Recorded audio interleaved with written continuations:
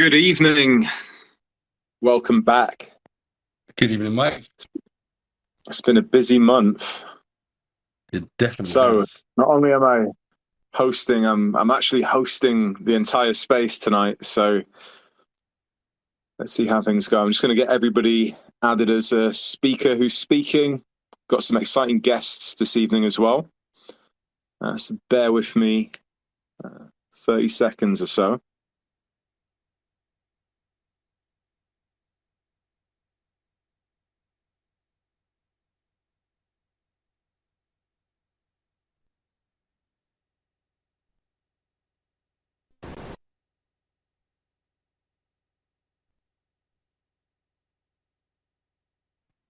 Great to see some familiar faces in attendance.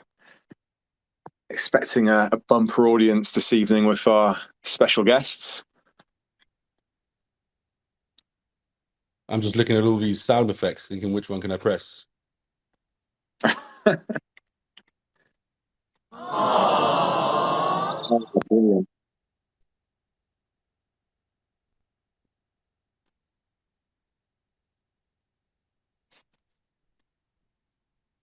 Good evening, Hannah. Hi, Janet. Great to have you here.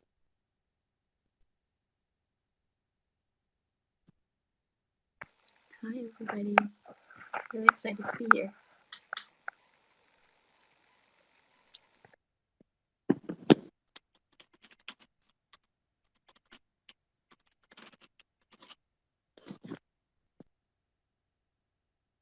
Almost there with our speakers. Waiting for a certain Mr. Tagg. Hey, what's up, Here he pal? comes.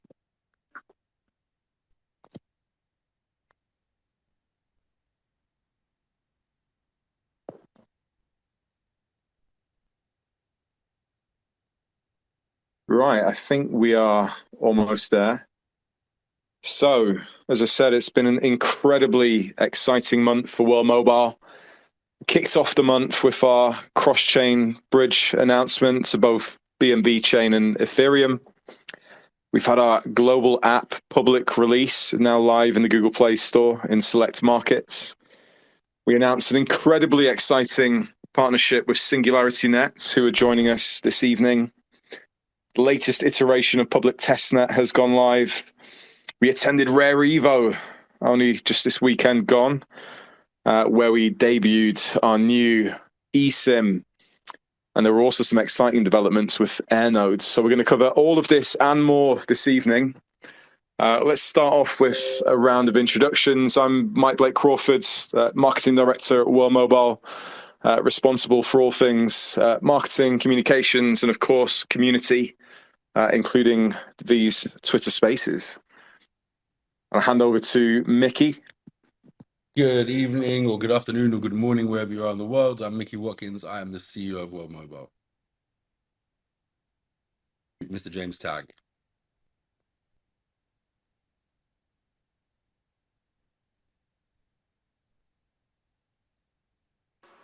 Hi, this is James Tagg. Sorry, I'm deep in the belly of our technical system at the moment, building new radios. So yeah, but I'm here and on the call, and I can tell you further progress on what we're doing. Andy Soper. Incredible. Thanks, Micky. Hi, everyone. It's Andrew, one of the co-founders. I'm in charge of country operations. If you've got any questions about anything on the community, let me know. I'm always happy to hear them and try and answer them. Hannah. Thank you, Micky. I'm Hannah. I am the head of content for World Mobile. So a lot of the content that you see and love goes through me and our team. And definitely, last but not least, Janet.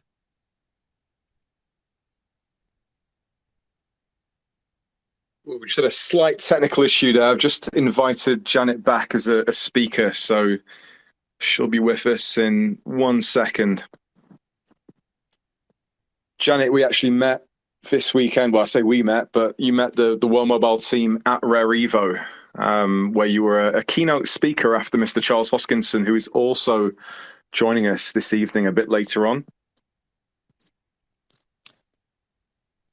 We had a great photo opportunity where I guess where Janet was from. I think she figured that I had intelligence, but there was no pre-message.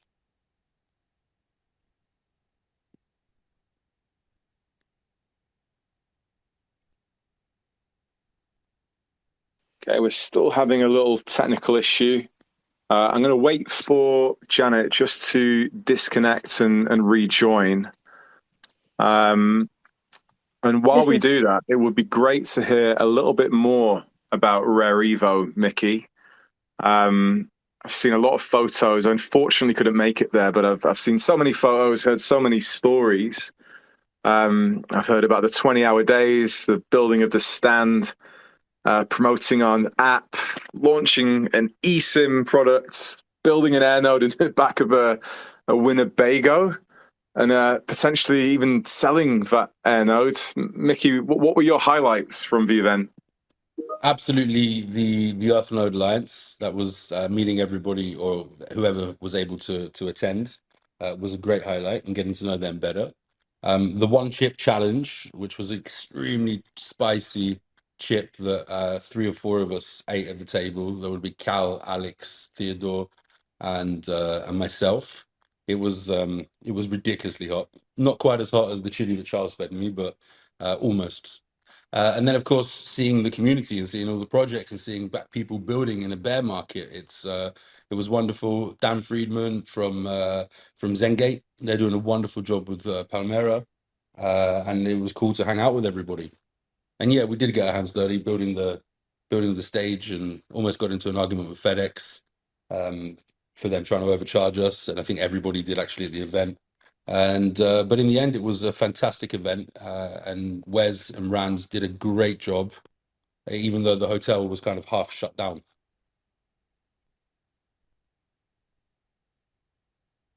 And James, I saw you spending a lot of time with the Winnebago. Do you want to touch upon some of the technical elements that went into that execution?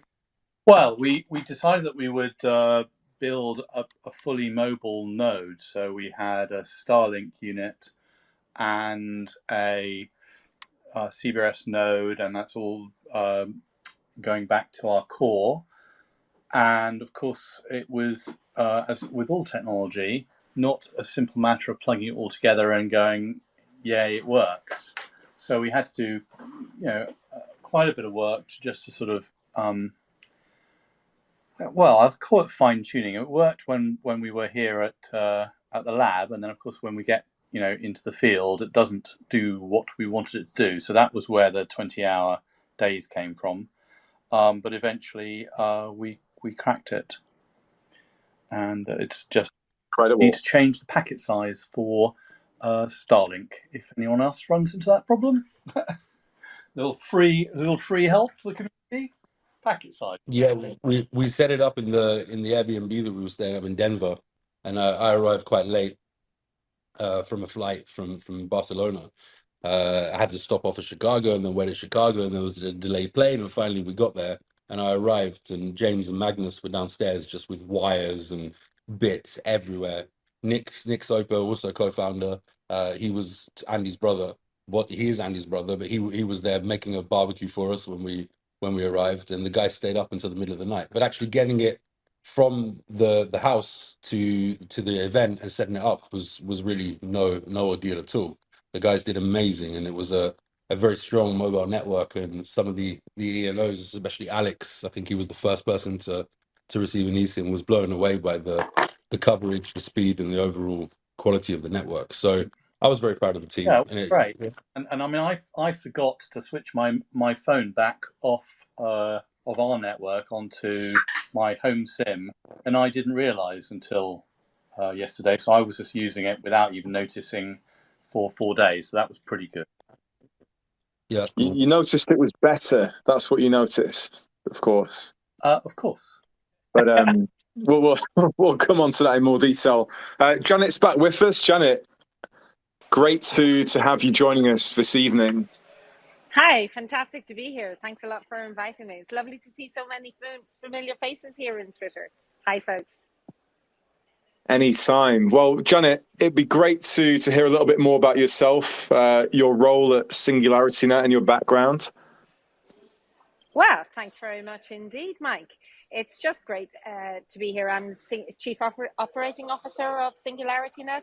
Met a bunch of you guys at Rare Evo last weekend. I'm pretty sure I saw some of these faces here jamming at the Jam Galaxy booth. Certainly, Hosky, we saw you jamming. That was a popular one. And I agree with whoever earlier said Wes and Rand did a great job. It was brilliant to immerse myself and the team in the SingularityNET Cardano partnership, which is our strongest, our most close and loved partnership. Although World Mobile may come close, as we go and radically change the lives of millions, hundreds of millions of people in underdeveloped markets. So I'm the COO. I manage everything at SingularityNET except for artificial general intelligence, which is just way too clever for me. And Ben Goertzel manages that himself directly with the AGI research team. Incredible. And yeah, the partnership with SingularityNET, definitely one of the ones I've been most excited for this year. I actually figured what better way to prepare for this meeting than to actually leverage GPT-4 to support the development of some of my questions. We did actually catch up a bit earlier today, didn't we? And it turned out GPT-4 wasn't as reliable as anticipated. But anyway, let's see how well some of these questions perform. So the first one, I would say in defense of GPT-4, I would say GPT-4 is reliably boring. And so, I think you did see significant reliability out of that question. The thing about GPT-4 is it's the world's biggest averaging machine. So if you want an average question or an average answer or an average anything, you're going to get that from GPT-4. But anyway, sorry for interrupting you, Mike. Go ahead. No. But yeah, as I said, we did spend a bit of time refining and making them better than average. So the first question, what is the main vision and mission of SingularityNET? We've got a lot of World Mobilers in attendance and people that may not be fully up to speed with the incredible work that you're doing. And to build on that, how does SingularityNET aim to create a decentralized, democratic, inclusive, and beneficial AGI, artificial general intelligence? Big question. Thank you, Mike. Thank you, GPT-4, for that one. So SingularityNET is, we're the OGs of crypto. So we're the biggest token, probably the biggest AI project in crypto. We launched in 2017, launched by our visionary founder, Dr. Ben Goertzel, to create a positive, beneficial singularity for the benefit of all humanity. Since 2017, we've gone from strength to strength. We had a phase 2 white paper and event, which is powering us through our current phase. And our goal is to create AGI. So AGI is general intelligence. It's a dramatic leap different to the narrow AI and the applied AI that we see in industry today, and that's been used in applications such as ChatGPT or when you go through the airport and you put your passport on the automated gates. That's deep neural networks. That's relatively simple applied AI, or applied AI would offer you next product to buy on Amazon or best ad to click. And the vast majority of economic value being derived in the world today from AI comes from AI. And we're building AGI, which is artificial general intelligence. And the big difference between AGI and narrow AI is the ability to generalize, the ability to take information from one context. That's what we call domain shift. And crucially, as we head into the AI and AGI revolution, one major difference about AGI over AI is that it won't be so easily manipulable by bad actors in the human realm. So today's narrow AI, you can point it, you can say go kill, you can say go, go do any kind of nefarious. It's very easy to get to do bad things.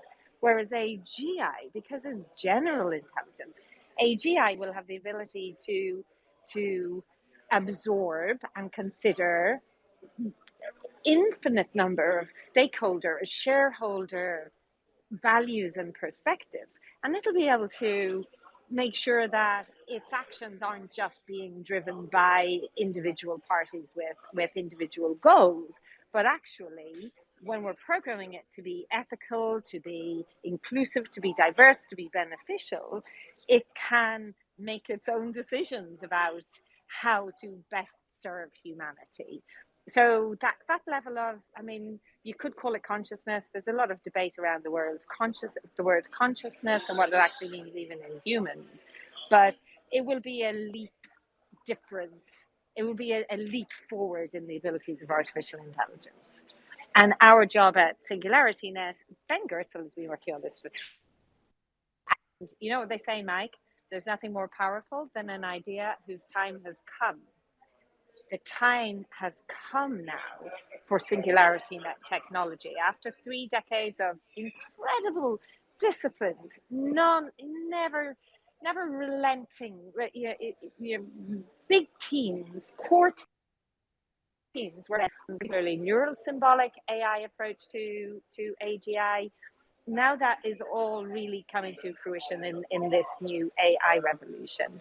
So alongside our AGI core research, we have, of course, the SingularityNET marketplace, which we're in process of porting across to Cardano. Staking is going to be live very, very soon on Cardano of the AGIX ADA token. We've just finished the final audit on that. We're into beta testing or starting beta testing any day now. And the marketplace is designed to strip down the barriers to access to technology and provide a streaming service for AIs on our two-sided marketplace. And we won't. Are you still there, Mike? Love to hear it. Yes, I am. Yes, There's a little bit of distortion on my side, I think, with the connection. Another great advert for World Mobile. I think you're at an event. I am at an event as well. I apologize if there's noise on here at IFA in Berlin. You're doing some cool robot stuff. Is Grace there this evening? We actually have Desdemona. Desdemona is Grace's little sister, and she's our pop star, influencer, fashion icon. Desdemona, we've got this fabulous new partnership with a creative director called Ben Ditto, who's one of the world's leading creative directors, and he's extraordinarily brilliant. And he has taken on, we have a partnership with him called Yaya Labs, where we're working to a global star. And if you think about it, it feels to me like the planet is just like humming in anticipation of the world's first major robot pop star. And that's what we're taking Desdemona forward to be. And what that is going to do is take her on a global stage with millions or billions of followers and really highlight decentralization, highlight decentralized AI, highlight the work that SingularityNET and our partners are doing, and bring a much, much bigger, wider audience into crypto, bring them into the SingularityNET community, and really showcase what we're all about and what we can do with very, very, very smart AI. Fantastic. And how do you see the evolution of the SingularityNET marketplace over the coming couple of years as you complete your port to Cardano? You mentioned it before just then. Yeah, thanks very much, Mike. So anyone who saw my presentation at Rare Evo last week will be familiar with our refined focus for the marketplace on knowledge graphs, knowledge editors, knowledge builders, and we are now really focusing all of our resources to bring together our core research in neurosymbolic AI and towards AGI with our marketplace offering and specialize the marketplace in tools. Do you know, Mike, do you know why knowledge is having a moment in technology at the moment? Tell me, enlighten me. I'll tell you. My knowledge isn't quite there. I'll tell you. Well, you're getting it here, so that's all good. So what we've seen in 2023, clearly ChatGPT has shaken up the world with, it's the fastest growing product in the history of humanity. 9,900% growth in its first 3 months or first few months after the January release of ChatGPT. And however, what the world is also coming to realize is that that kind of natural language processing, that kind of text analytics AI is based on deep neural networks. Deep neural networks, as I said, driving vastly the majority of economic value in the world today, and very, very powerful in their own way.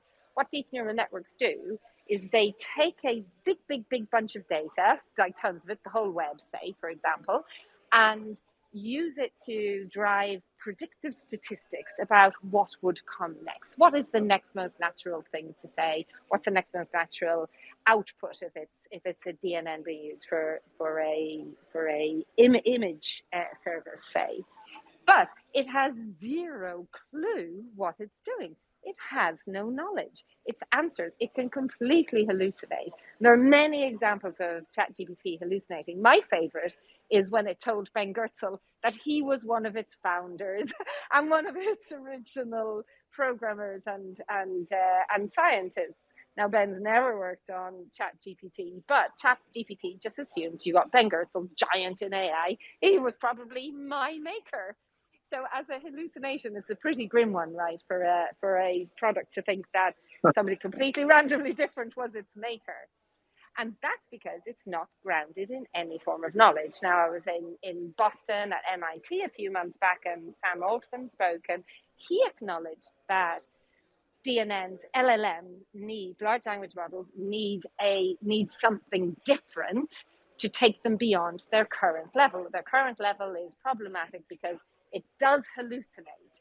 And while it's all very well having, let's say, I don't know exactly what the error rate of ChatGPT is, but let's say it's 92, 93%, something like that, probably. That's 6%. That sounds really good, right? If you're doing an exam or going to university, you'd be very happy with 92%.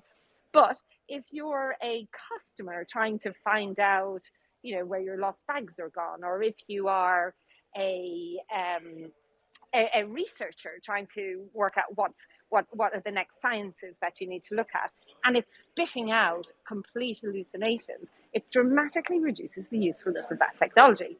And so what we're seeing right across the world today, across all of big tech, is a pivot to knowledge. And the pivot to knowledge is about a technology, it's a neural symbolic type of AI, where you build dynamic knowledge graphs and encode knowledge in symbols on a knowledge graph with vectors which connect all that knowledge together. And so there's a major race on today in the AI world to see who can get the first intelligent LLMs with smarter neural symbolic techniques based on knowledge.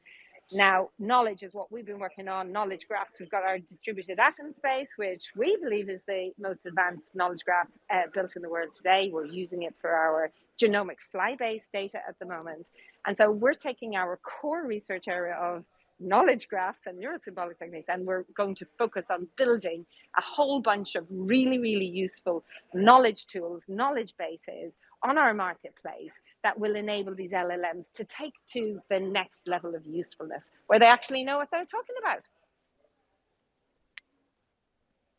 It's hard to keep up these days with the speed of development in the space. I'd say it is.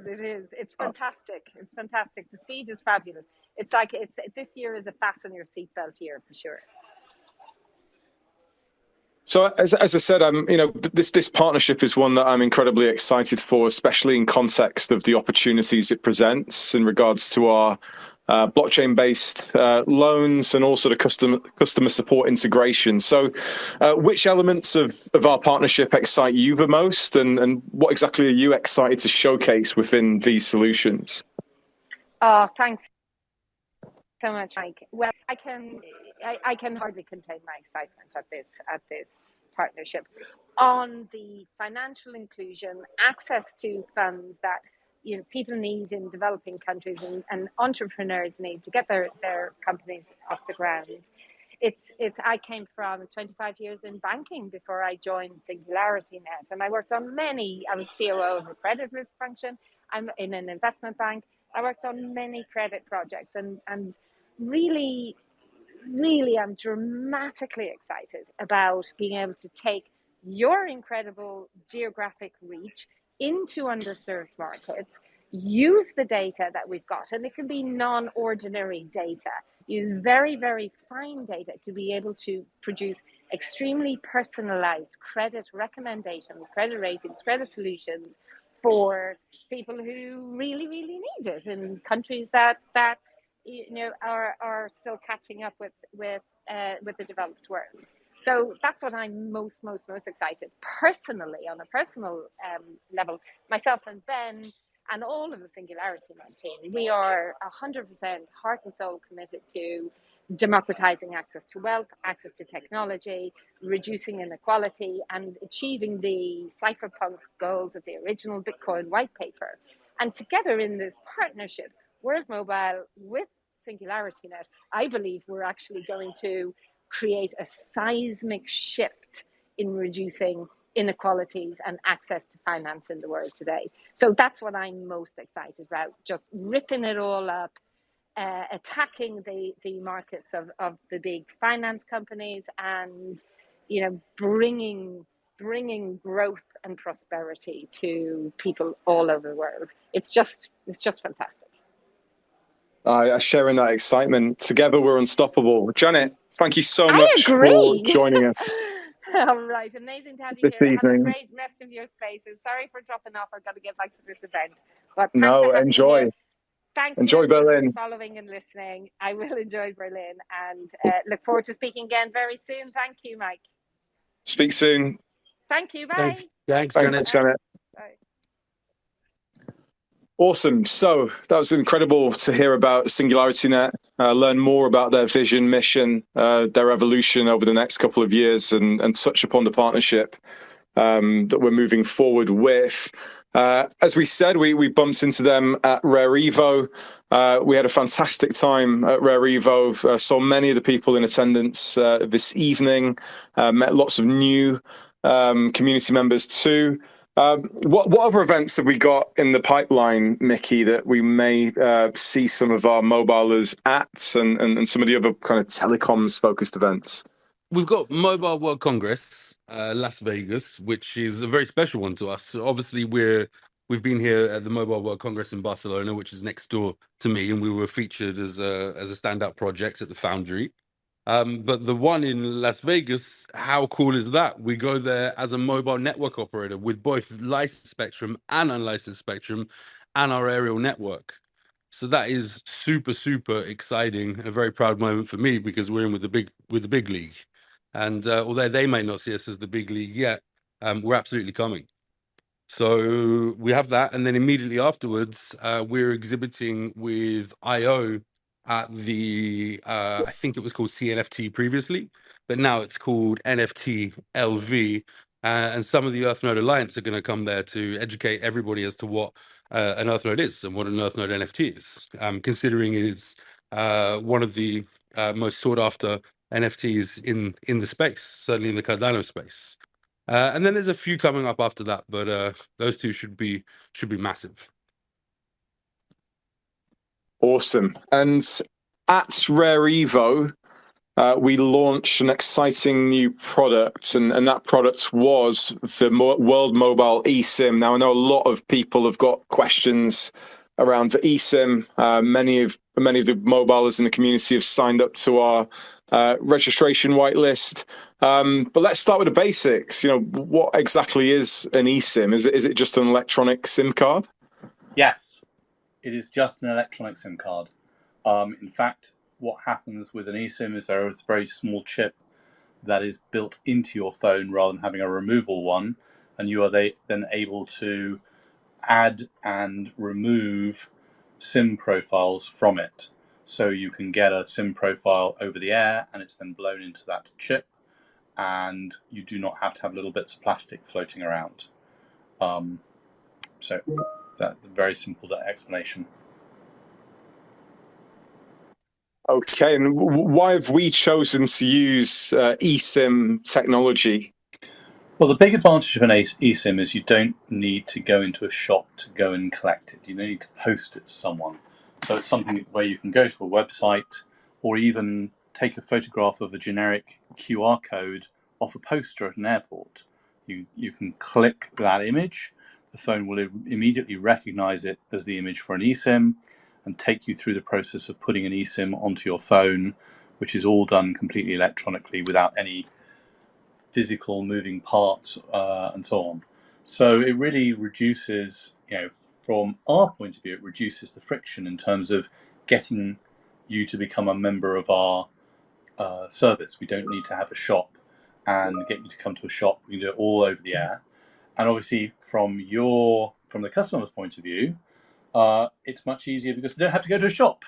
You can step off an airplane, snap a QR code, get our service, and immediately be up and running on the service, on the system.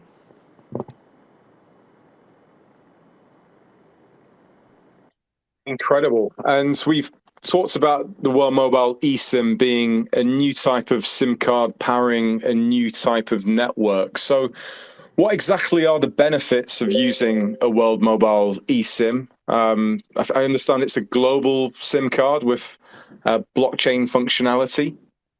It's local, regional, and global, actually, Mike, depending on where you are. The beauty of our eSIM is it's multi-IMSI. So what we can do is we can add different profiles according to the country that we're in. So if one country has 5 mobile network operators, we could load all 5 of those and then choose which is the best network operator for you.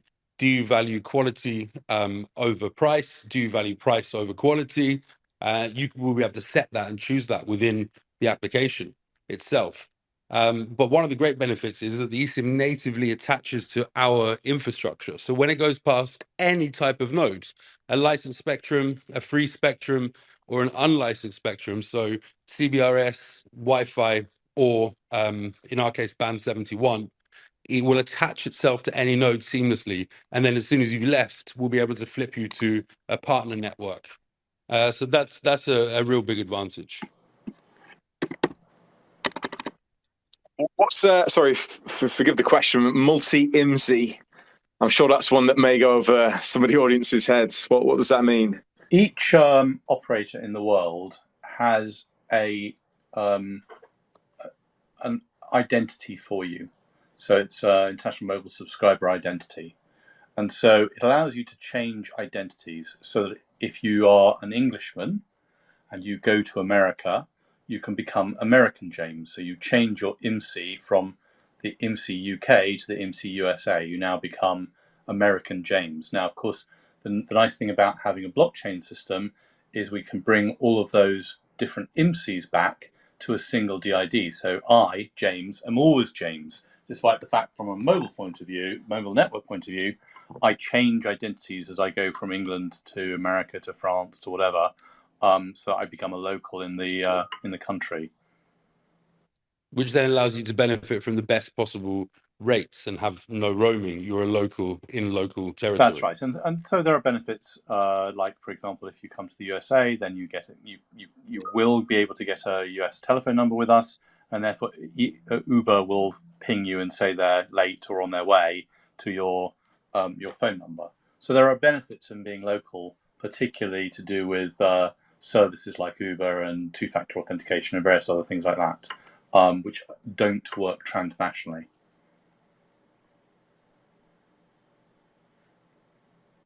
And is the SIM card data only? And if so, when will we see voice calling? This version that Hosky has in his hands, and I'm pretty sure he's probably listening to this Twitter Spaces whilst using the toilet on his eSIM, has data only. In the next 2 to 3 months, we will then be provisioning voice and telephone numbers, and of course E911 for those that are in an emergency or need to call for help. And how exactly does the blockchain factor into this product then? There's something called SIM staking that we're introducing with this. Yeah, so in the mobile application itself, you'll be able to stake WMT to have benefits against your SIM card. So those benefits may be tickets or NFTs or a discount or cashback. If you think of the crypto.com model or the classic bronze, silver, gold, platinum model, this is something we're imploring. But also, what we believe and what we're looking at right now is the actual profiles, backing up the SIM to a blockchain that only you can unlock. So in the event that you lose your phone, within seconds, you'll be able to take the same profile on a new eSIM and then install that onto your phone, as well as some other data points also. Exciting times. And how is all of this going to benefit EarthNode and AirNode operators in the future? Okay, so multiple ways, multiple levels of benefit. So if you start with the AirNode is where the revenue comes into the network. So we have international people and local people who may not necessarily be subscribers to the World Mobile network, but World Mobile has bilateral or interconnects with other mobile network operators. So as they pass our radios, the Operation AirNode radios will then broadcast a PLMN code, so a code from let's say Rogers, or a code from, let's say, Belgium International Communication, BICS. And then somebody on that network will then be recognized our nodes, or the community nodes, as their home network and will automatically attach. So that's a really important factor. To have wholesale traffic coming through doesn't rely on the community or World Mobile to go and get B2C customers. However, when there are B2C customers, every eSIM will recognize the infrastructure that is World Mobile and will join onto that network as well. And then, of course, there's the international travel tourism. So hotspots such as Disneyland or the Mexico border or the Canadian border. And I think the Mexico border is one of the busiest crossings in the world. In fact, James will be able to tell me my facts there. But it will enable people who know nothing about blockchain, don't need to know anything about blockchain, to utilize the World Mobile network just as if they were using a traditional legacy network, and in most cases, even better. Yeah, Pete, we are in the process of joining the international roaming for mobile system, and that will allow then mobile operators to roam onto our infrastructure wherever we put it. And obviously at the moment we are putting it mainly or only in America, but that doesn't mean to say it won't be able to roam to anything that we have on the network. And then once the revenue people have attached to our network and the revenue's flying in, then it comes down to the core, the EarthNode operators. The EarthNode operators will be doing the diameter routing, will be providing the value as a service, will be providing the billing, will be providing the telecom module, storage as a service, and everything else that you'd expect to use plus on a traditional mobile network. So the eSIM is the key to get onto the AirNode, and the AirNode is the funnel that funnels the revenue through and shares with the EarthNode who operates the core. The pieces are all coming together. And speaking of AirNodes, so we took a number of AirNodes to Rare Evo. Can you tell us more about the models and some of the radios that we demonstrated? I understand there were different types of AirNode, weren't they? We took 3 or 4 different types of AirNodes. So a little bit more explanation. We hired a Winnebago. We called up Starlink and we said we need priority in Denver. They gave us priority. We put a Starlink on a piece of grass. So we fed a cable to the van that was plugged into a generator. That cable then went into a switch, and that switch then plugged into our AirNode, broadcasting CBRS band 48. So that was the demonstration of being able to show, although it took James quite a long time, around 20 hours to set it up in the house on all the different radios. That was, once you've done that, you've created a template. So that template was created, and then actually setting up the network only took about 20 minutes from start to end from when we installed it in the Winnebago.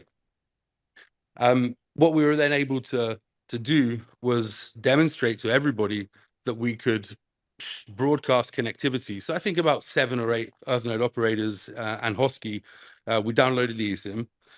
They then walked around scanning for where the not spots were using scan for points.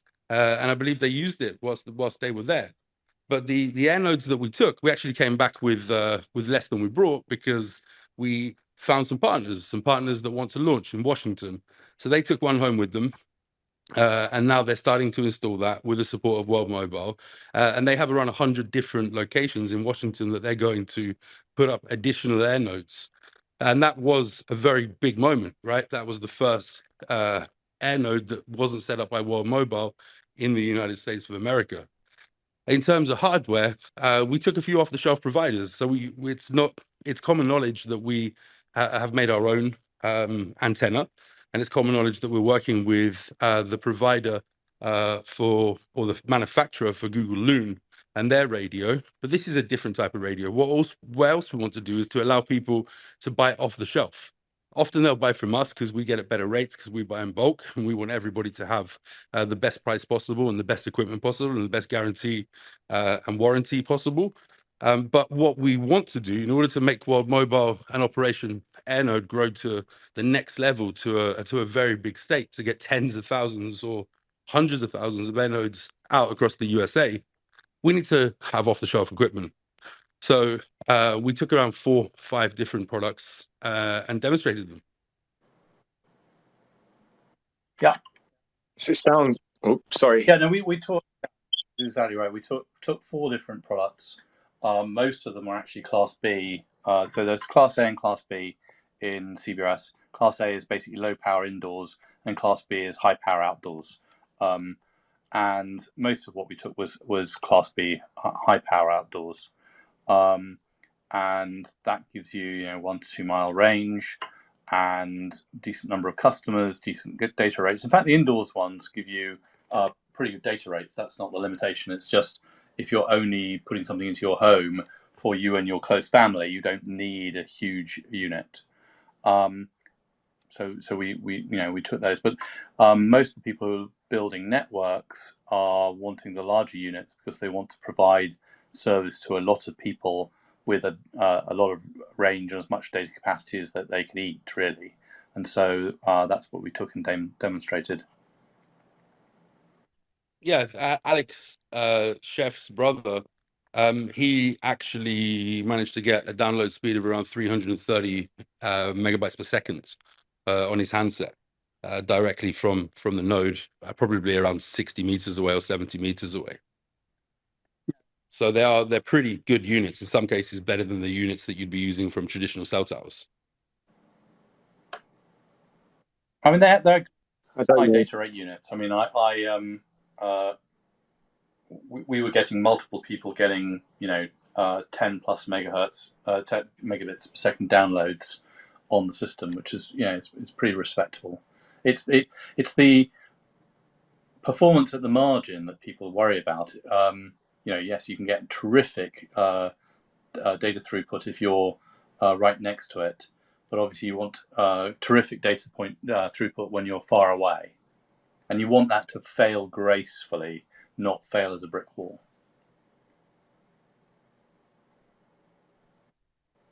So it sounds like we may well have had our first Airnode sale in the USA, but how close are we to the public launch of Airnode sales?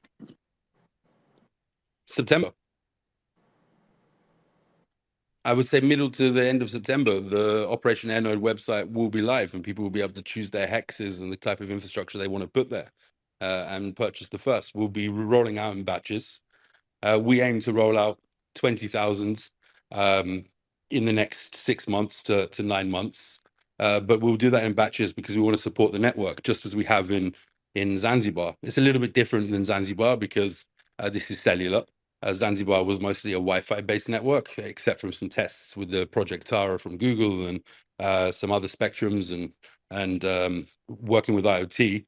But the beauty is that the nodes themselves, if someone goes to Zanzibar, they'll connect seamlessly to the Wi-Fi node, just as seamless as they'll connect to the CBRS node or the band 71 nodes that we'll have. So September, middle end, when Operation Airnode will first go live. And in terms of those hexes, which market will the first sales take place? Is that going to be global or is that specific to the US? We'll focus on the USA for the next year or so. We're focused there because we see the opportunity is ripe. We've already got some good traction in East Africa, in Nigeria, in Kenya, in Tanzania, in Zanzibar. Part of what we're doing is making sure that a sharing economy can grow on its own. And we've handheld and looked after like a beautiful baby, the sharing economy in East Africa. And now it's time to bring it to the USA so that we can get the growth that the World Mobile Network wants, and we can start to connect the unconnected, serve the underserved, and bring privacy to those that currently don't have it. Exciting times. Hannah, I'm going to hand over to you now. Going to pick up on the questions. Sounds good. So we've had one of our biggest announcements this month, basically after a very successful community beta testing, thanks to our incredible community, and a great undertaking across multiple departments. The World Mobile app has celebrated its public launch globally this month on Google Play. So this is quite an exciting moment for all of us at World Mobile and also mobilers. So can I ask, what are the primary features available at launch currently? Absolutely. So Scan for Points is something that I personally believe can become a very big engagement and very useful factor for understanding places in the world where there is no infrastructure, or there is poor infrastructure, or indeed where a Cellcom tower from a carrier that we have a relationship with is broadcasting full signal but has no throughput or has issues persistently. So Scan for Points. You also have the marketplace. The marketplace is being curated now for each, both for globally and locally. So you'll be able to purchase items that are local to you using the points, or by bringing your credit card online and buying world utility credits. And then, of course, there's the standard features of being able to check your account, check your balance, check what you're doing. There's the wallet. The wallet will be able in the next month to stake your WMTs to your SIM card and receive the benefits we talked about. And then a bunch more features. But what's even more exciting are the features that are coming. So the VPN, which is being worked on, and the eSIM, which is going to be included natively inside the mobile application. And then, of course, the dashboards for Earth node operators and Air node operators. Wow, this is really exciting for us. It really does sound like a super app packed with incredible features. So are you able to elaborate a little bit about what are the plans for which countries that we're going to be expecting to be launched in next? Imminently, all of Europe. So we hope next month we'll be able to launch for every country in Europe. Then we're working custom for a few African countries, Pakistan as well, and of course the United States of America. But over time, as we get the legal sign off and as we make sure that we're not breaking any rules or regulations, we'll then be releasing, as we say, the global app worldwide. Amazing. So it really, currently we've the app is available in Tanzania, the United Kingdom, Canada, and the US as well. Which is very exciting for some of our mobilers who've been able to use it and they've been able to share some of their feedback and their excitement with us, which has been quite exciting. I'm in Europe currently, so I haven't been able to access it just yet. So getting a lot of FOMO and very excited for the next phase. So will the eSIM and the AirNode dashboards eventually be integrated onto the same app, or are we expecting something else? So the application, you'll be able to access everything to interact with the ecosystem. So whether you're just a subscriber, or whether you're just a staker, or whether you're an Air node operator or an Earth node operator, you'll be able to actually view and control everything from within the application. But even better, you'll also be able to log into the web.world mobile app. And then you'll be able to see that and all of the details and have the same functionality for a progressive web app. So we understand that people may own a lot of Air nodes, or people may own several Earth nodes, and then the dashboards are quite extensive to understand what's happening there. So people may want to see that on a big screen. But at the same time, whilst you're traveling with the World Mobile eSIM, of course, you'll be able to control, see, and understand everything that's happening on the network for you and for your infrastructure. Wow, that sounds really exciting. So I also wanted to ask, you mentioned earlier about scam for points, and this is something that has been a topic of conversation often within our communities, and a lot of excitement because of how revolutionary it can be. So I wanted to ask, what's the latest on scam for points? Do you think it will get a standalone app, or can you tell us a little bit about that? Again, I think that this is going to be massive engagement and awareness for World Mobile. We're already starting to see scans come from all around the countries that we've launched, and where anyone's got the beta. We're starting to see all from India, from Philippines, from other places. Will it be a standalone app? Well, we've actually built an SDK that can be plugged into other people's mobile applications, and they can participate in scanning and earn points and rewards that can then be redeemed in the marketplace, or as credit, or as voice credit, or as something to be used in the World Mobile ecosystem. So it's not on the agenda for the next 6 months, but we have that SDK ready to plug into other mobile applications for whoever may want to use it, or for whatever partners we've got that will install it and encourage their community to use it.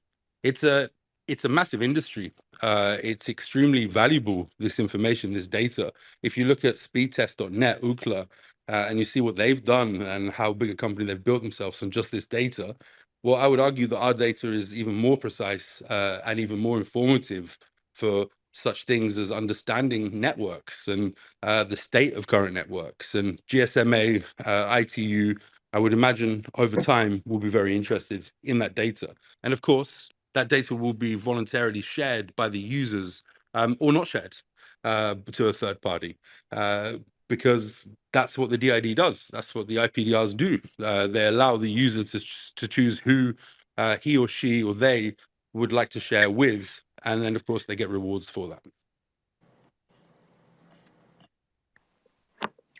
That's amazing. I think that's definitely sounds really revolutionary in the way that it's really rethinking what traditional models look like and totally flipping it around, which is quite exciting.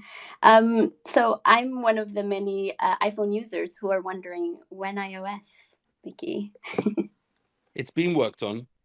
As it stands right now, the iOS scanning part has to be done differently than it is done on Android. It's much more complex than Android. But we have a workaround, and it's in progress. So probably the first iOS app will be released, unfortunately, without scan for points. But the second iteration or third iteration will have scan for points. Thank you so much. That was very interesting. I'm going to hand it now back to Mike.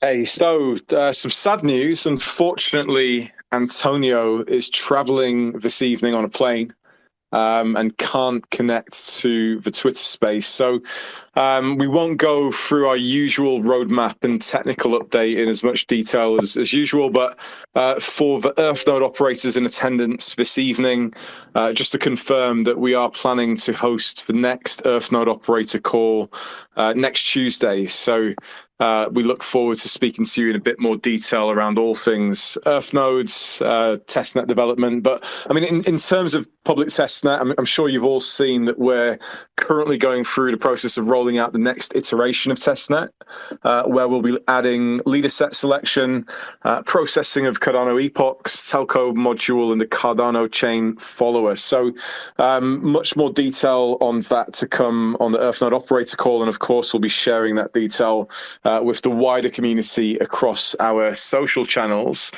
In exciting news, I can confirm that Mr. Charles Hoskinson will be joining us very shortly. But before we get to Charles, let's just touch upon our deployment update. And Andy's going to give us an update from Zanzibar, where this week we reached 426 air nodes, unfortunately knocking off the 420, which many people seem to be very pleased about. I'm not sure why, but it got a lot of attention when we hit 420. So Andy, what's the very latest on the ground in Zanzibar? Were the new nodes B2C or were they B2B?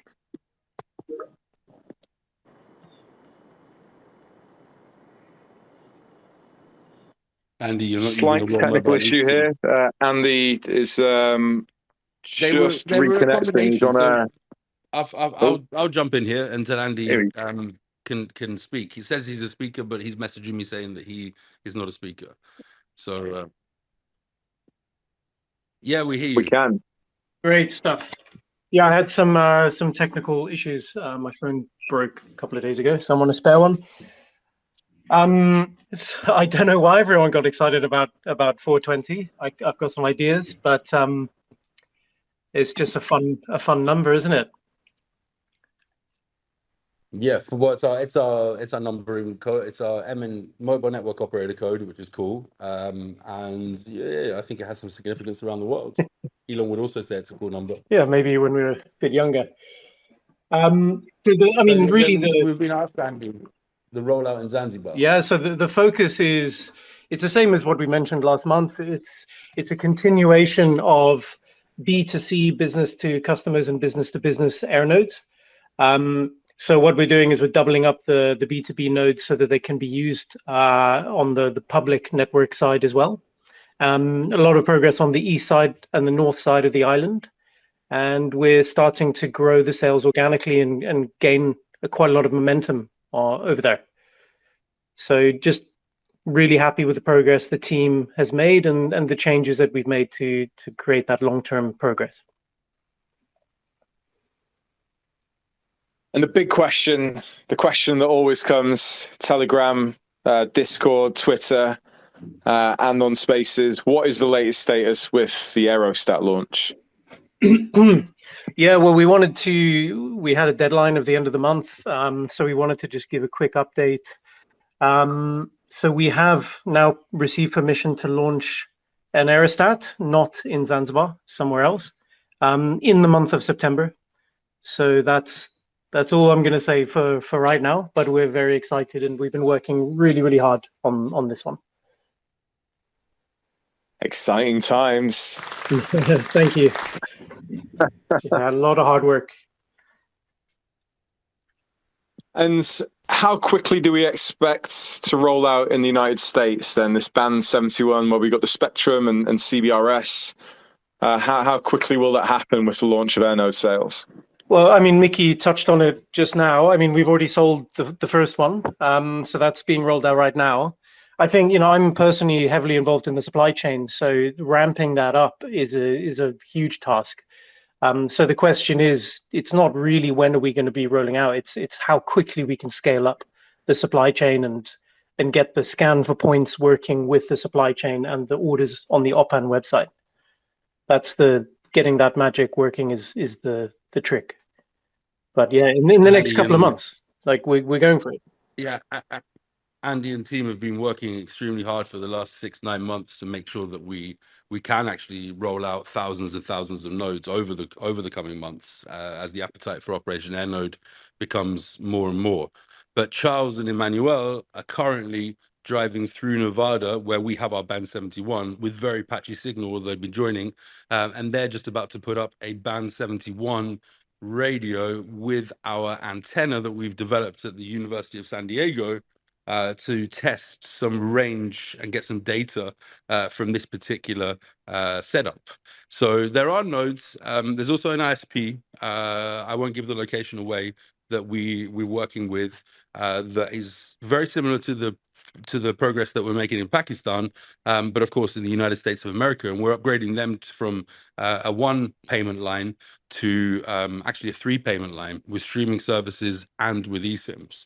So there'll be news and in fact an update to WMT scan when that happens, and that's really quite cool because there's over 1,000 ISPs that are struggling to generate additional revenue or offer these services. And if you can add another 2 payment lines to each customer's invoice, that of course is going to benefit the ISP, but ultimately we're looking to benefit the world mobile ecosystem. So that's something to look out for. Yeah, we're just scratching the surface on all that. I mean, the USA market is incredibly exciting. The amount of work going on is incredible, but it's very rewarding. Yeah.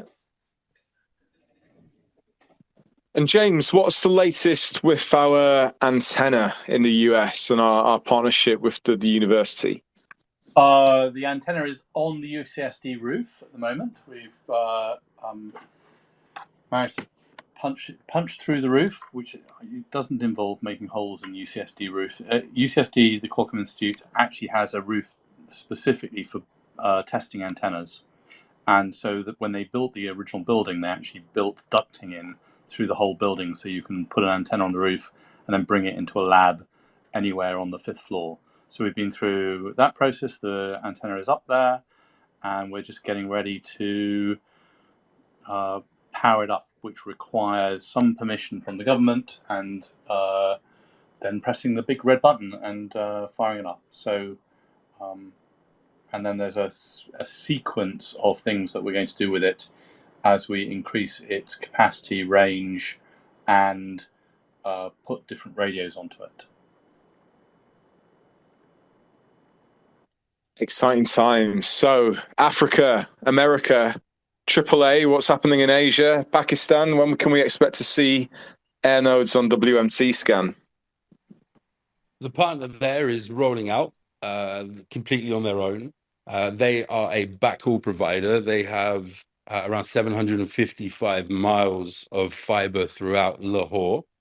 And they are converting people who subscribe to their cable service to actually put air nodes into their houses or onto their balconies and then broadcast signal down to the street for the people on the street to be able to utilize the World Mobile Network. The KYC, we've supported a little bit with the development of the KYC and some of the automatic hooking. And then we will see air nodes as soon as that partner is ready to press the button and go. You'll only ever see air nodes that are live on WMT scan. We do have some that are live, but they're in test mode right now, and that those users are understanding, playing, and learning about how to utilize the network. But again, this will be very soon, and it will be volume, right? This is not going to be 5 nodes or 14 nodes, or because it's not World Mobile rolling this out. This is a partner that's very hungry, going door to door, already has over 3 million customers on its backhaul.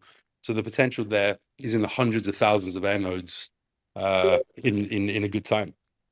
Yeah, Obviously not in weeks, but in months and years, definitely. yeah. We've been working on something quite technical, quite cool that will really help the scale. It's not finished yet, so we can't give details. But if and when that goes right, the scale on WMT scan in Pakistan will be ready, and it'll be pumping. I love the way you said pumping. Hey, Charles, how are you? Micky, World Mobile. Good to talk to everybody. How y'all been? Good to see you, man. Been a long time. It hasn't Hey, really. Charles. I just saw you in Denver, but and I'm looking forward to seeing you in Las Vegas. Where are you? Oh, where hell are you yeah. now?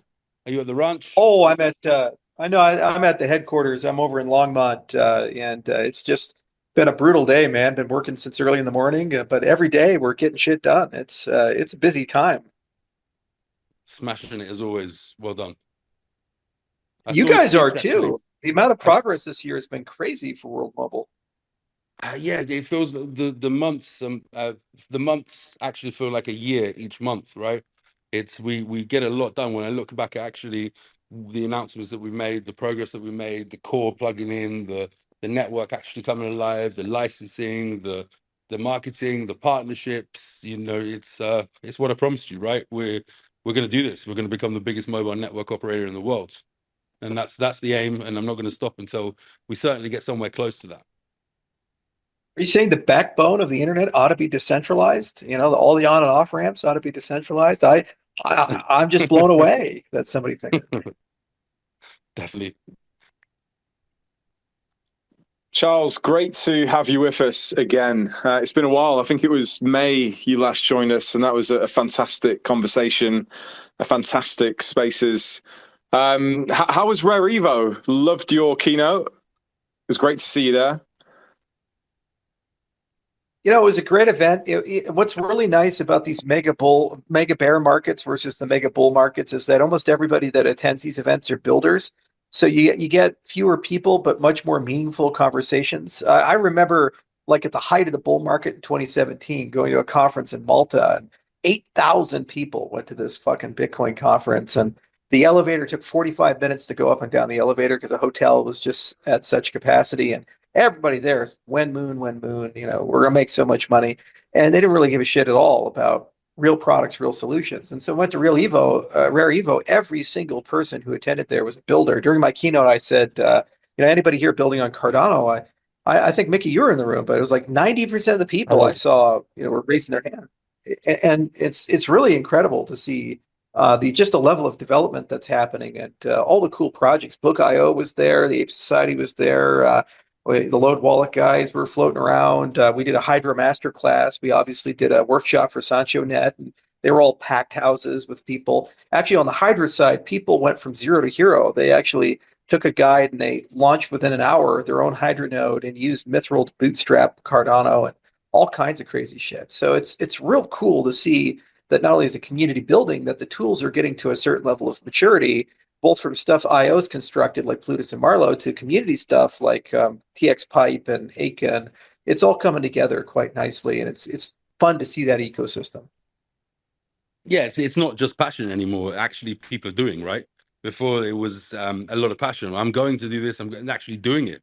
It's there's definitely been a change over the last couple of years in the tools and the way that people are approaching that, and the businesses that they're building on top of Cardano and in general in the blockchain industry.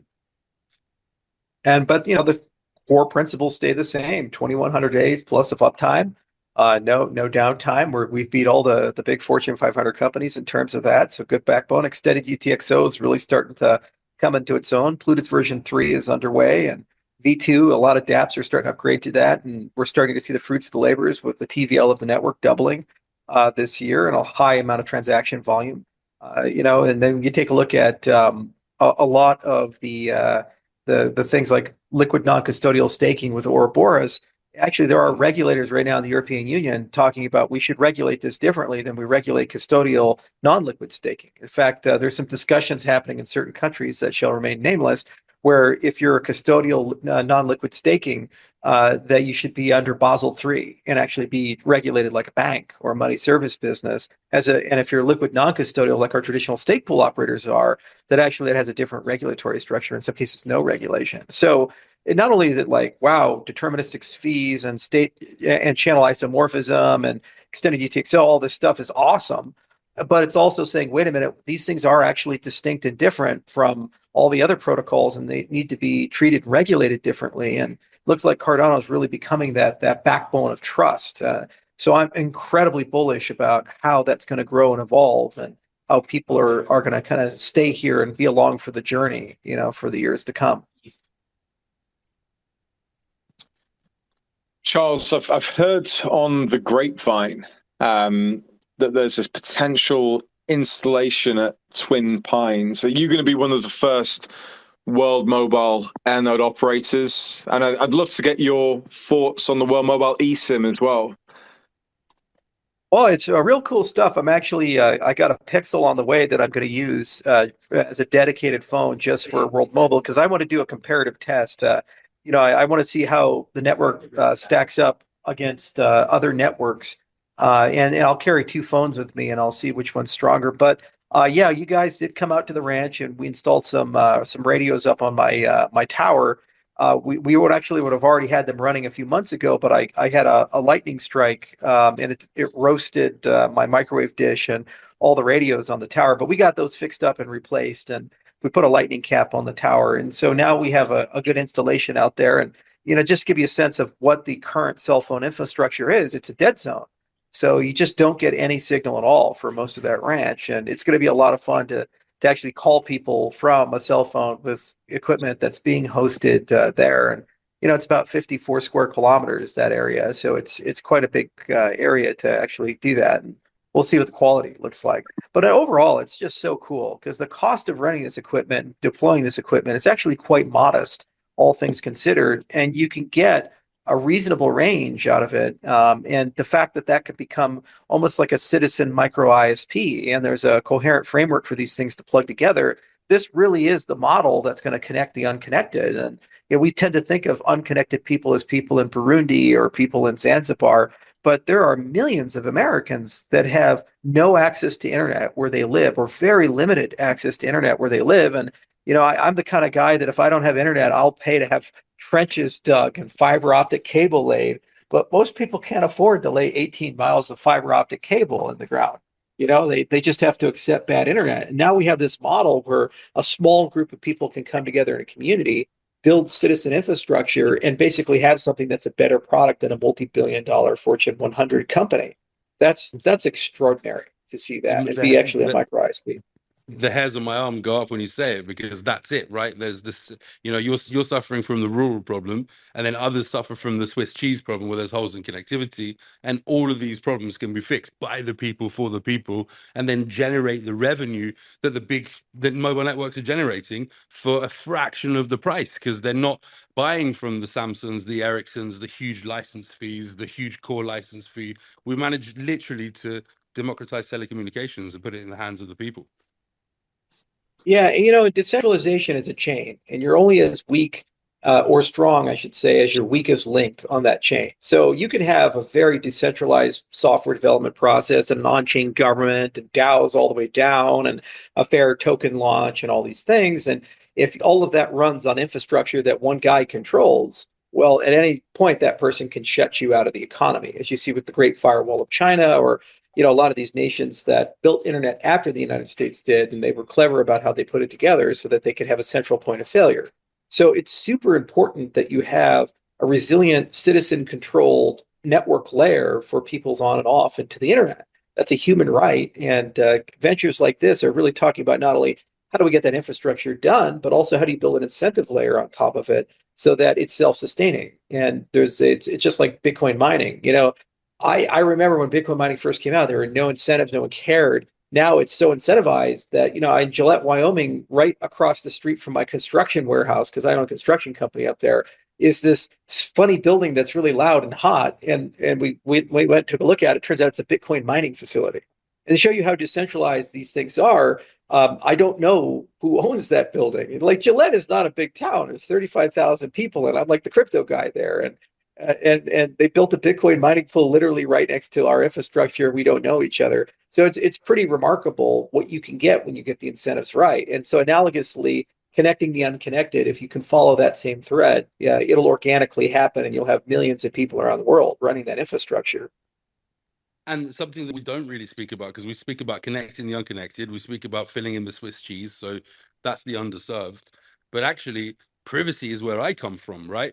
The mobile network operator knows everything. So as you drive home in a connected zone, you pass towers, and as you pass those towers, your location information is collected by them. And actually, they shouldn't have the right to see this. The regulator should, the government should, in case you're a criminal or a bad guy. But the mobile network operators actually know when you've arrived home, when your wife's arrived home, when your workers come to see you, when your friends come to see you, when your kids have left the house, when you've woken up in the morning, when you go to bed at nighttime. They can understand by mapping where your kitchen is, because that's the place that you congregate, or where your front room is, or they understand when you go in your garden. But on the World Mobile Network, if you own an air node, you've got that privacy. You've got that because World Mobile doesn't have to tell you, hey, we don't do this. World Mobile can prove by virtue of the blockchain, by transparency, by something immutable, that's not what we do. So not only are we fixing the problem of connectivity in rural places like your ranch, not only are we fixing the places in LA that are dead spots that people suffer from as they go from A to B, we're also fixing the fact that you take back privacy in your own home. Very important. And just building on that, what will the future look like for IoG and World Mobile if we succeed in banking the unbanked and connecting the unconnected? Well, IoG is an engineering and science company, and we're also kind of a venture studio. So we come up with great ideas, we incubate them, and then spin them out. And then those subsidiaries go on and to live or die based on the merits of the products that they have in market. So we really go to building on Cardano and building on the broader cryptocurrency ecosystem for the goal of decentralization and the goal of kind of connecting of banking the unbanked and giving people economic agency and their privacy and other human rights back. We care a lot about these types of things, and certain people are much better at these types of technologies than others. And so, for example, wherever there's a very clear infrastructure problem, like we go into a jurisdiction where they clearly aren't doing a great job of getting internet connectivity to their people, or there are dynamics in that market that are very concerning from a decentralization viewpoint, obviously we're a huge advocate for a firm like World Mobile to come in, a protocol like you guys have constructed, to come in and basically become that new decentralized backbone. I'm a huge believer in bottom-up community control infrastructure, and so it's a very synergistic relationship where if there's things that would be great for us, like for example, we want to do microfinance in Kenya or other places, but we recognize that's not going to work without basic infrastructure, then we say, let's take a step back. And before we even try to do that microfinance, let's see if we can get some basic internet there. So I do see it from that lens. The other thing is we're a great engineering science firm. And so as these technologies evolve, there are huge technical challenges that are challenges of incentives, challenges of protocol design, challenges of security. And what we can provide is a lot of great technology to not only allow a network like this to compete, but allow a network like this to leapfrog and massively improve known problems that are in the industry. And I'll give you two very clear examples. So one is SIM boosting. That's a super common problem. It's a legendary Michael Turpin's fights in the cryptocurrency space, where basically his mobile operator, in this case it was AT&T, allowed some kids to steal his credentials, and then they used that to hack into his accounts and steal all of his crypto. And he ended up having a big lawsuit, very high publicity. Well, the problem is that most of our access control that we have for your SIMs is very brittle, and it's very easy for people to impersonate you. It's even happened to me, and I've had my phone SIM boosted. And I say, hey, can I get multi-factor authentication? Can I get a hardware device? You say, and they just don't give a shit at all, because these are monopolies and they don't really care about customer service. Well, we have a great technology called Atala Prism, which is all about identity, and it's using self-sovereign identity primitives, in this case, DIDs. And this is a great example of an open source technology stack that as the ISP grows, in this case, World Mobile, you can also integrate that strong identity stack into the system. And then suddenly you have military grade encryption, the same types of things we use for access control for classified information. Now grandma has that for free. And that's something that carries along the network. But it goes a step further. You also have pre-protected the World Mobile users and the users of this network from generative AI. Because we're in 24 to 36 months going to live in a world where AI can generate a pretty good representation of me or Micky and make it sound like us and look like us. So you're going to get a call, and that caller is actually a fake person, and they're there to impersonate you. Well, how do you protect your 80-year-old grandmother, from that type of reality? You need a whitelisting system where calls only come through that are from pre-approved people, or that they're able to authenticate, and if they can't authenticate against the list, then that call gets rejected. Well, those are the kinds of things that you can build very easily into the system, and those are the kinds of tools we build, which are open source and easy for people to use and stick into their infrastructure. And things like World Mobile will be the first to market with that technology, because the big guys, not only do they not care, they're built in such a way where it's impossible for them to move quickly enough to even conceive or adopt that type of technology. Yeah, exactly. It's like moving a cruise ship. Yeah. Yeah. They're not nimble.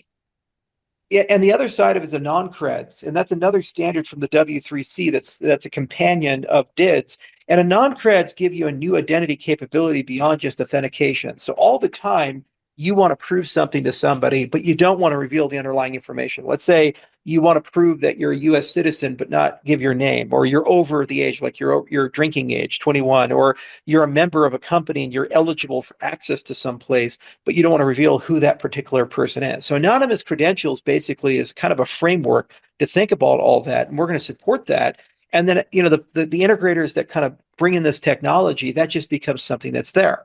So in practice, what could happen 5 years, 10 years, or even maybe closer, maybe 2 or 3 years, so you can have a cell phone app. It has identity built in, and that's where you kind of have your entire connectivity life, and it regulates your on and off ramps, and you tap up to buy whatever data you want, these are the things, but that identity is there. And now you have this Swiss, the Swiss knife, that you can use that has all these different capabilities.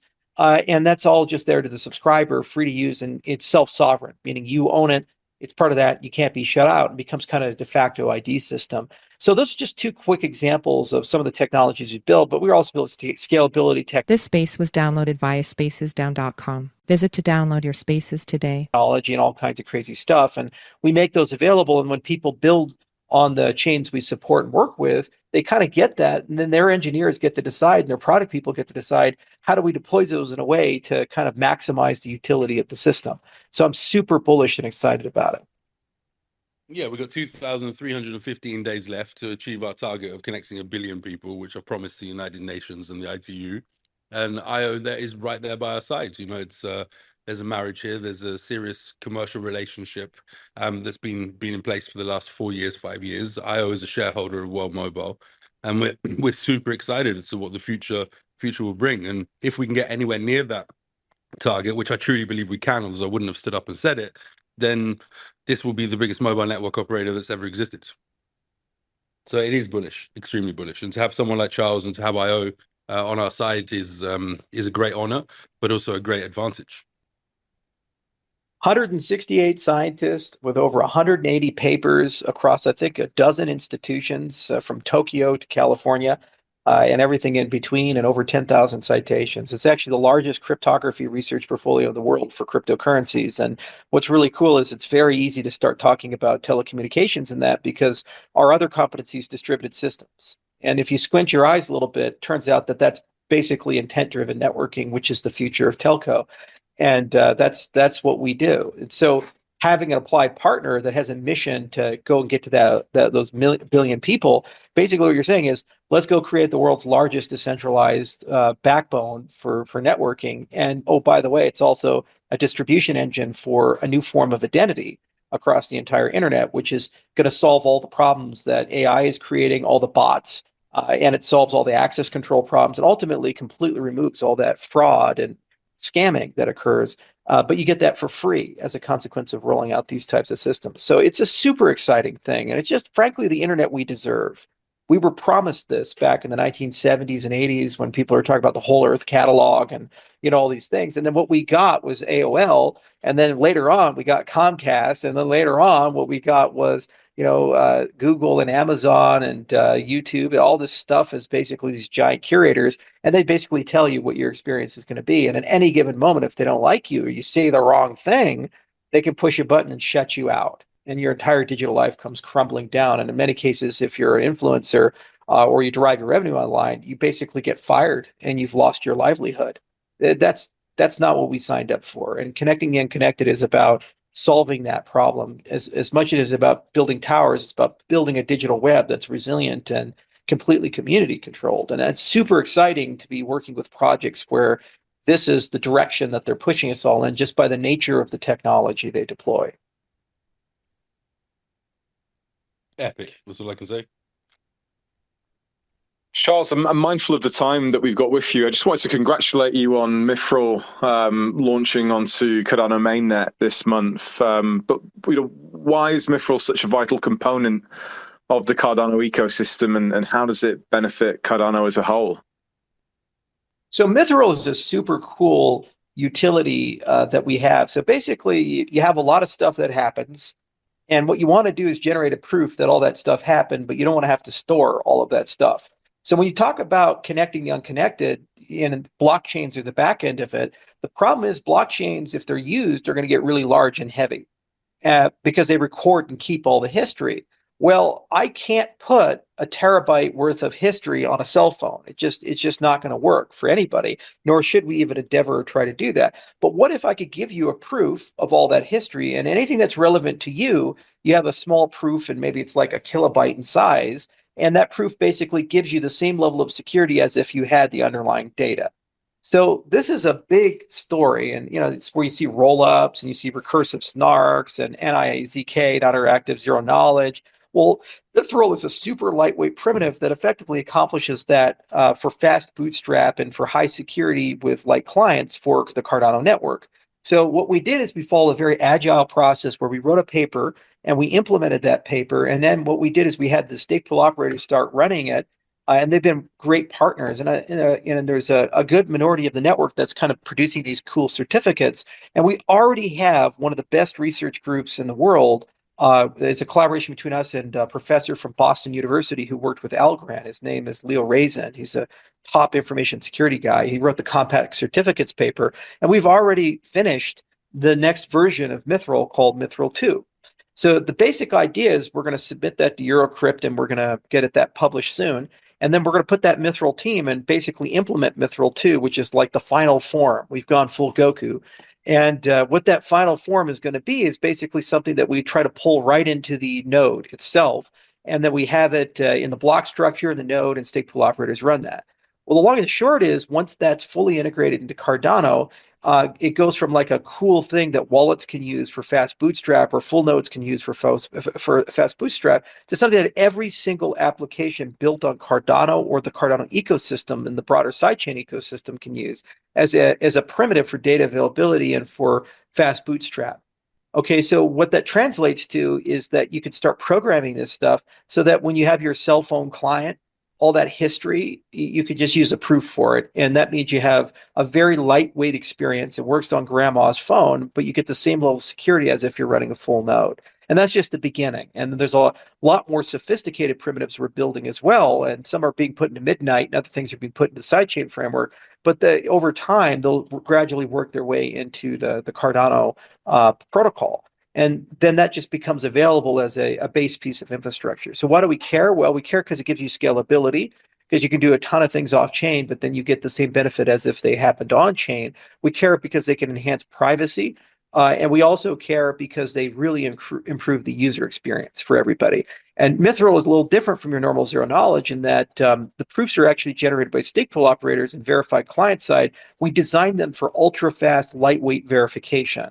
So they're super small and super fast to verify and very easy to verify on a phone or on a desktop or in a browser. So it's just a very organic, natural thing to kind of put into our wallet infrastructure, and then eventually it kind of work its way into dApps. And what's nice is it's got a very methodical rollout. So it started as a framework and paper, went through peer review, then it became a framework. Now the stateful operators have it. It's now on mainnet. People are playing around with it. We'll get it into Lace Wallet. And then version 2 is when we'll start advocating to actually pull it into the protocol itself as a backbone, and we'll use it for like input endorsers and parallelization of the system. We'll use it in the sidechain constructions. We'll use it as a data availability primitive. There's a lot of use cases, and that's like core infrastructure. But then dApp developers can use that for their own dApps, just like they can use Hydra, which is also now on mainnet. And over time, this will really improve the scalability and predictability of operating cost, as well as get a really great user experience for everybody. The future of Cardano is bright. Charles, while we still got you, I would love to open the floor to questions. So if anybody in the audience does have a question for Charles, please make yourself known. We'll get you up if you can request to speak and give you an opportunity, because I think we've got about 15 minutes left with you, Charles, if I'm not mistaken. Let's get some community questions. That's my favorite shit, man. Have we got any questions for Charles?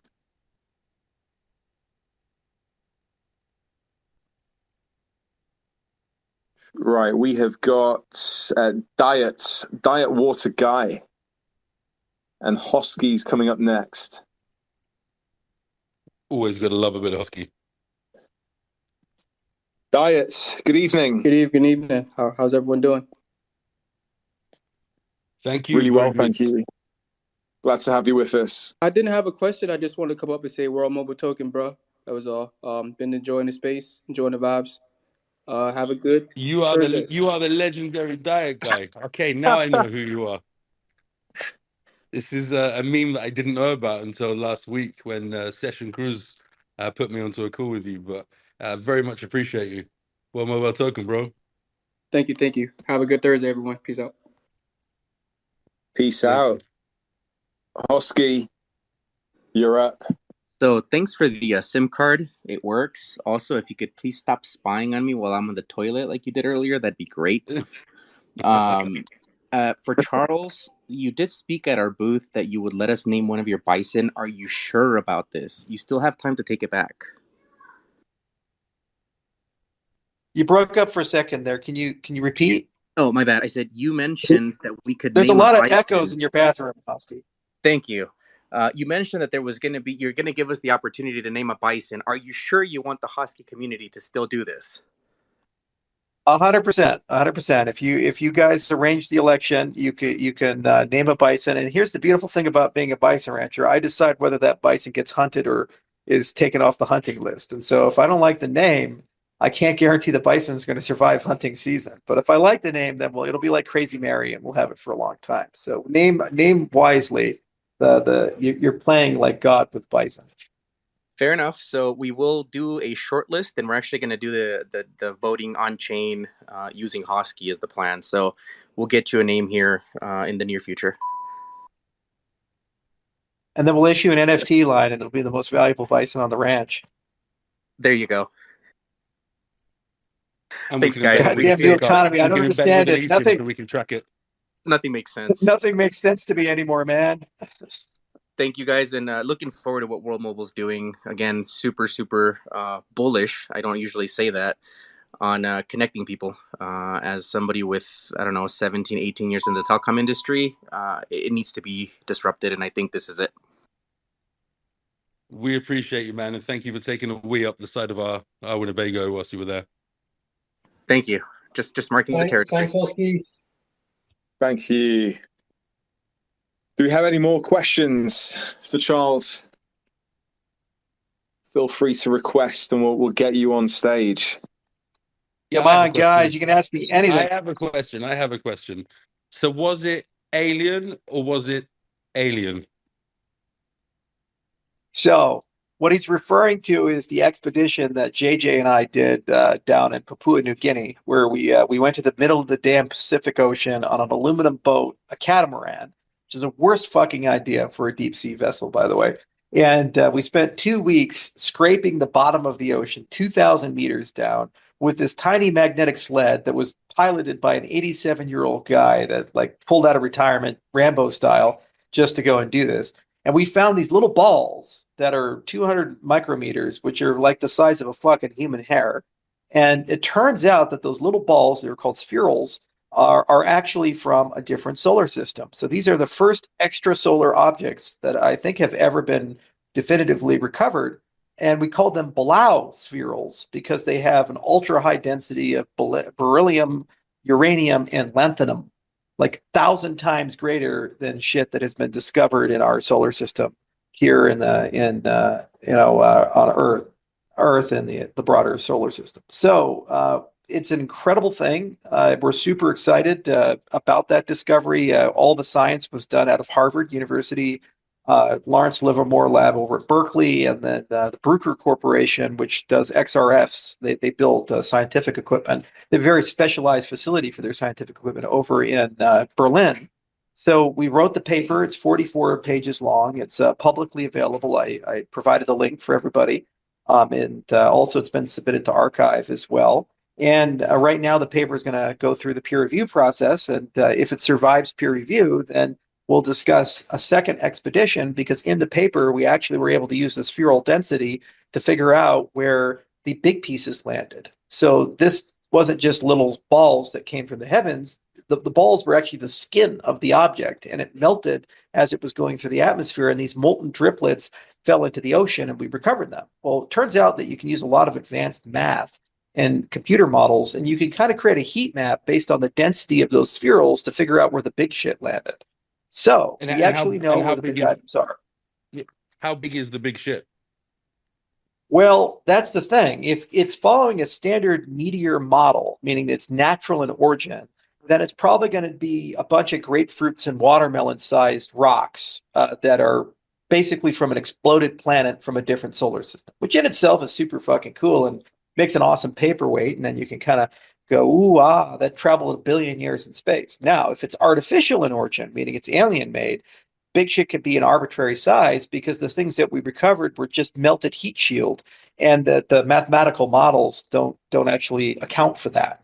So it really depends if it's artificial or natural. So regardless if it's artificial or natural, because we have a rough idea of where it landed within a roughly 2 by 2 kilometer box, what you would do is you would actually have a remote operated vehicle So a robot that's connected by a fiber optic cable and a tether go to the bottom of the ocean with what's called side scan sonar, and it would actually scan the entire grid in a very specialized pattern. And then it would also have optics on it, and you would be able to definitively see if there's any unique objects of concern. Now, if it's natural, those objects of concerns would be grapefruits and watermelons. If it's artificial, it could be an intact ship.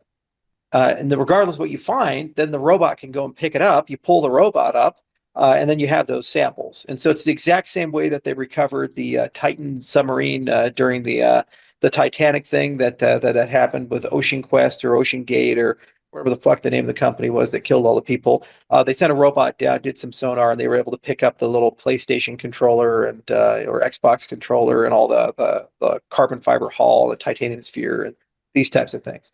So that expedition would likely be done next year. And, the first thing I'm waiting for is I want to see the results of the peer review. So we have to get it to a credible journal. And I need confirmation that there's a high probability that our belief, that these are definitely extrasolar hold up. Because if they're not extrasolar, then obviously it's not alien and it's just a piece of rock. And it doesn't make sense to go out there and have a robot go down. If they are extrasolar, then regardless of whether it's alien or not, there's a huge scientific value in the expedition because those rocks would be the first samples recovered from another solar system. So from an astrogeology viewpoint, it's a major, major win, and the analysis of those samples will actually push forward our understanding of the universe by a substantial amount. And then they'd be large enough that we could understand their flight path, and we'd know the exact solar system that it came from. And then we could compare those physical samples with the data that we got from telescopes, and that would be a huge confirmatory thing for astronomy. So I think we have to wait for the peer review, and if it's good, then I'm definitely bullish on another expedition, and let's go find the big shit. And this is going to go to Netflix, am I right? Or was that just a rumor rolling around online? It is Netflix. Yeah, they actually came along with us. They're going to do a 90-minute feature. It's going to be on Netflix and also in theaters. Jason Cohen is the director, and he thinks we'll get about 50 million people watching it. And as we get a little further along too, we probably can get something with Joe Rogan as well. So that'll be a lot of fun. I said Rogan after Gogan. Well, I never gave you the other part of the bookend. So we just gotta get through this whole thing, and I think we got a lot to talk about that. We got the mushrooms, we got the bison hunting, we got the aliens. It's gonna be a fun episode. If you need anyone to 420, I'll be there to support you. Okay, no problem. I'll tell you another negotiation. I'll tell you another negotiation about 420. So many people know I have a bioluminescent plant company, so we make plants glow in the dark. We've actually been in discussions of could we figure out a way to do bioluminescent marijuana and license that to a production facility that does that. So you actually have glowing pot. So speaking of 420 friendly, that would be that'd be a hell of a lot of fun to do, because what you can do is use it as a case study for what's called a sentinel plant. So basically the THC content can change the spectrum that the plant glows at. So the higher the THC, the redder it could glow, and it could start green and go from green to red based on the density of THC. So the higher you get, the redder it gets. I can imagine every nightclub in the USA with the homies hanging out, glowing different. Mine's glowing more than yours. I have a better product than you, or mine's glowing less than yours. This is the weaker one. It sounds pretty epic, right? James Bowater, what's up? Hey guys, how you doing? Hello. Charles, how are you? James, I still have those shirts you gave me. They're just absolutely amazing. Oh, bless you, bless you. So listen, boy, I was so upset that I didn't make it out to Rare Evo. It looked like a blast, and like everyone had a good time. But it made me sort of sentimental over the last 5 years, because 5 years that I've been doing crypto, 5 years since I met you, Charles, 5 years since I've been doing World Mobile with Micky, where I am at Hello, and 5 years of lots and lots of stuff. So my question is very simple. What do you see the next 5 years bringing? Because we need some fun. Well, what's really cool is the next 5 years, we've kind of gotten past the mainstreamification of crypto, and we're living with the consequences of it. That's really what 2021 brought us. And the issue is the whole world got to start playing, and we weren't quite prepared for that as an industry. So that's why we got the Lunas and the FTXs and NFT mania and these types of things. But it was the same situation in the year 2000 with the dawn of the internet. We finally mainstreamed the internet. Everybody went batshit crazy, and there were pets.com and all these crazy things. But at the same time, there was Amazon. So what's going to happen now over the next 5 years is the survivors who are strong and fertile, they're going to go and be fruitful, and they're going to create, basically the backbone of a global industry that has a mandate to go and decentralize things. And I think there is the greatest global appetite for these product lines, because at the end of the day, the number one problem facing governance is lack of trust in institutions. No matter what industry you look at, education, healthcare, voting, climate, whatever, the vast majority of people have some degree or minor or extreme level of skepticism about the stories that they're being told. Okay, the vaccines are safe and effective. Half of America doesn't believe that. The COVID was natural. Half of America doesn't believe that. The banking industry, how many people trust their bank? The universities, how many people think the university degrees are worth anything? You can, no matter where you look, the FBI says, oh, this person's a criminal. I don't know about that. Literally, it's got to a point where the U.S. government come out tomorrow and say, yeah, there's aliens, and be like, I don't know about that. I think they're lying because they're like trying to protect, Biden from the laptop. Literally, we're at an all-time low in trust. And the problem is, you don't replace low trust institutions with new institutions and then somehow pretend like those institutions will have trust again, because the issue is institutional trust traditionally comes over a long period of time. So once you've destroyed it, you have to wait like a century for it to come back. And the problem is, in a global society, hyper-connected, led by humans, there's no way for the trust that we inherited in the institutions to come back organically. So the only other way to get trust in institutions is to have trust come from blockchain or an artificial source where don't be evil is replaced with can't be evil. So that basically means over the next 5 years that when people catch on to this, which they are, all these social systems, your voting system, your property registration system, your banking system, your system upon which people are credentialed, your system upon which people achieve merit, all of those things are going to go from a centralized or federated backend to a blockchain backend. By the way, this is also the only way we're going to be able to do ESG and DEI in the world. Like, how do you prove to the whole world that you're doing, hey, could you mute your mic there, James? I'm getting some feedback. But how do you prove to the whole world that you're carbon neutral or you're fair trade or all these other things? What are you going to do? Open up all your books and you're going to show all your competitors, like Apple's going to show Samsung how many screens they're buying so they know what the volume of iPhones is going to be, or these types of things? No, that's competitive knowledge. Well, you need a blockchain to regulate that type of stuff, one world government or a blockchain. And I don't think anybody wants the one world government. So blockchain is the way to get it done. And so there's a humongous appetite. COP26, they say it costs $150 trillion to roll across the entire world. And the only tech to actually even achieve that is going to be blockchain.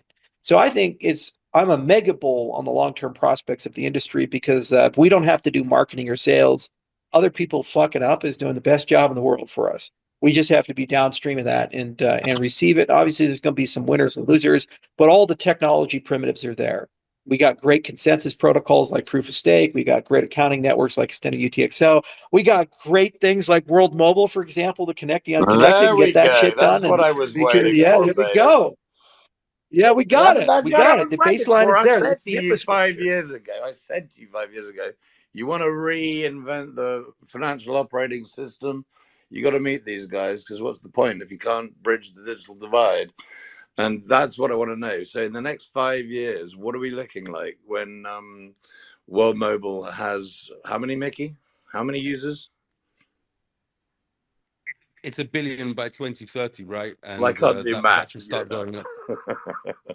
up. A lot of users, we've just got our head down. That's it. We're going to connect everybody so that they can use blockchain, so they can take self-sovereignty, so they can rid themselves of the tyranny that is happening today from mobile network operators, ISPs, and then everybody that utilizes the internet in order to take customers. It's not fair that we pay for our it's not fair that we pay them to profile us, to spy on us, to do all these different things.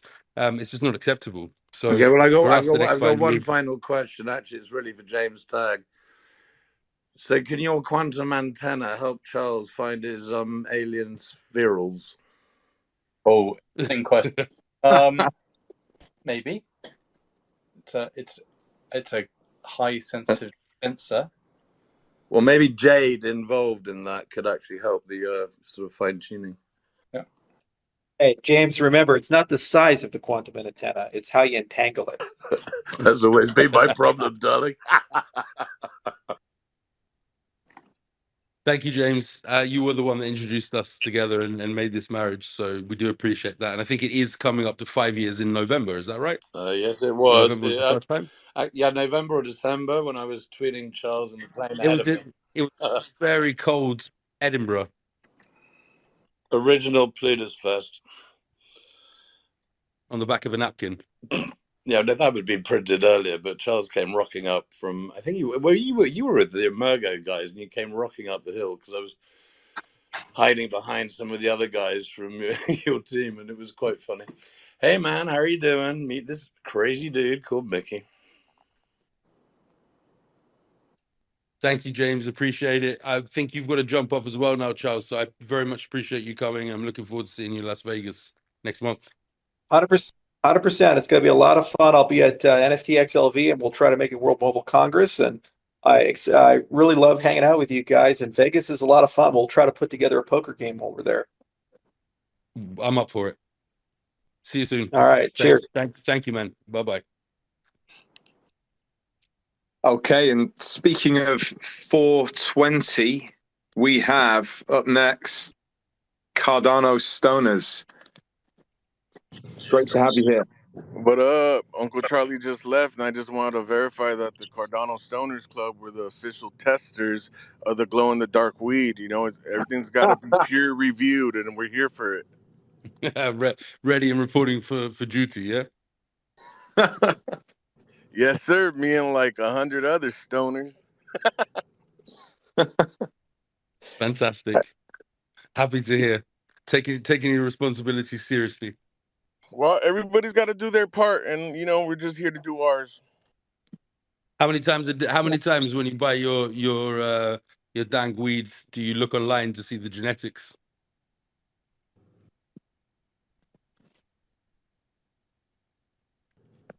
I think there's your answer. Oh, or maybe not. I might be too high right now. I was pressing the wrong button.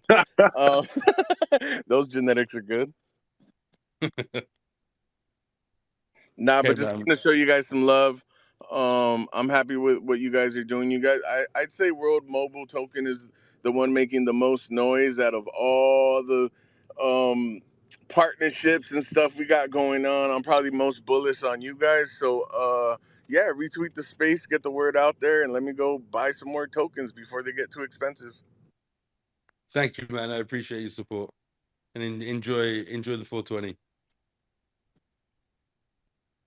Thank you.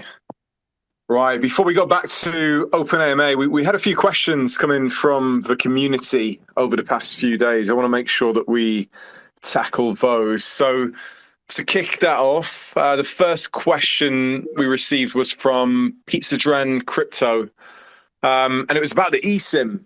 And the question was, what's the overall usage cost and performance of the eSIM, e.g. cost to make phone calls, messaging, etc., and how fast are the download and upload speeds if mobile data is used? And James, that question's for you. James Tagg. But James Bowater, you can try and answer it if you want. Data rates. You can typically get 100 meg down and 10 meg up from a good Class B cell. And you can get considerably higher if you bond channels together, which we did for Rare Evo. And you can adjust the symmetry. So, 100 down, 10 up is good for a lot of the sort of surfing that we do, but you can balance it out for other uses. Okay, great answer. Next question. Well, it did sound like Logan a poker Storer. game. Sorry, that just was really cool. Thanks, James. That's brilliant. Next question's from Logan Storer. And the question was, can we get some clarification regarding the status of the network in the USA? Is there any network coverage already available, or will network availability begin once air nodes are available for purchase and rolled out? Micky, one's for you. Mike, can you repeat that, please? Yeah, the question was, can we get some clarification regarding the status of the network in the USA? Is there any network coverage already available, or will network availability begin once air nodes are available for purchase and rolled out? So we touched upon an ISP near Washington. We have one of the people in the audience right now who's bought the first air node and has signed up a bunch of students and people who want to buy more air nodes. We have a network built at the ranch that was hit by lightning, but we've recovered one of the radios and that's been remotely configured. And of course, we have a ton of antennas in James's garage, which is the World Mobile warehouse. I don't think his wife's that happy about it, but she's accepting. She's cool at the moment. Good to hear. Say hi. I'll be bringing chocolates next time. But the network coverage, the beauty of having partners is that we can utilize all of their infrastructure right now. So Hosky, Alex, a few other of the EarthNode operators are roaming the USA working on partner networks. But of course, that's not the goal. The goal is to utilize partner networks where they're the strongest, but where they're the weakest, and where there's opportunity for us to fill the gaps, fill the Swiss cheese, cover the rural areas. The Operation Air Node is being built purposely to address that problem. So September is when everything begins to go live. The first orders will come in, and then I would imagine it's as quick as the people who put it down will be there to offer support. But a node can be set up within 20 hours, 24 hours as a maximum. And like we demonstrated at Rare Evo, once it's plugged in, the template's in place, 20 minutes. Exciting. Next question from Ada Ace. When are more EarthNode operators going on the test net, and when are we going on mainnet? I think everybody, Antonio's not here, so I'll cover that question, but I think everybody has been invited now to join and install the latest version of testnet. There's more releases that are coming over the next weeks and months, and then we'll head into mainnet light as soon as possible. What we are sure of is that the eSIMs that we'll be selling to either wholesale partners, brands, or direct B2C World Mobile customers, that traffic will be traveling through mainnet light. So the incentives, the rewards will start, and the Earth nodes that are there right now will be being utilized as the core function of the network and to be able to start processing. James has some really cool and very innovative ideas. So does Magnus, and so do we, as the things that we're developing in the future. But everything that we've set up so far and we've developed is actually capable of running the World Mobile Network's traffic. So when Operation Air Node goes out, as we sell each eSIM, they will be running on mainnet light. Exciting news. And Andy, I've got a question for you from Skidney Bean.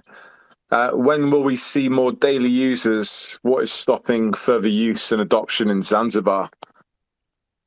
Yeah, sure. So at the moment, WMT scan is just showing Zanzibar. We mentioned earlier in the talk that the growth of the network is growing organically between the B2C and B2B nodes.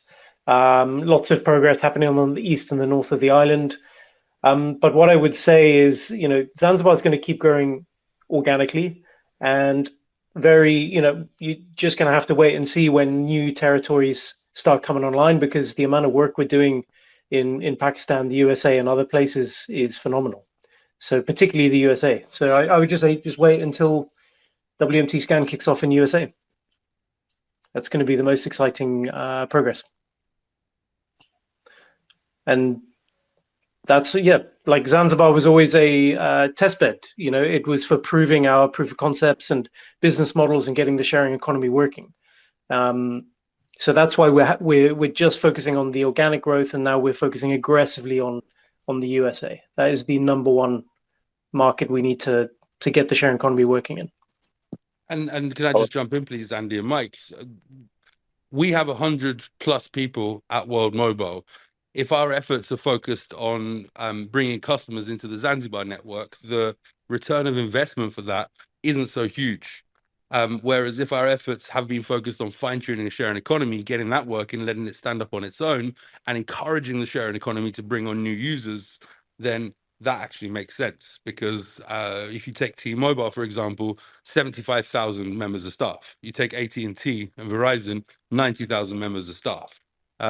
You have 5 people in the marketing team, Mike. So we've made sure that we are looking after Zanzibar. And what you're seeing there is kind of false positives, because it's gone from a network that was primarily free in order to test it and to actually understand it, to a network that those users you see now are paying. And the buybacks that are coming into the network, you see those happening every week.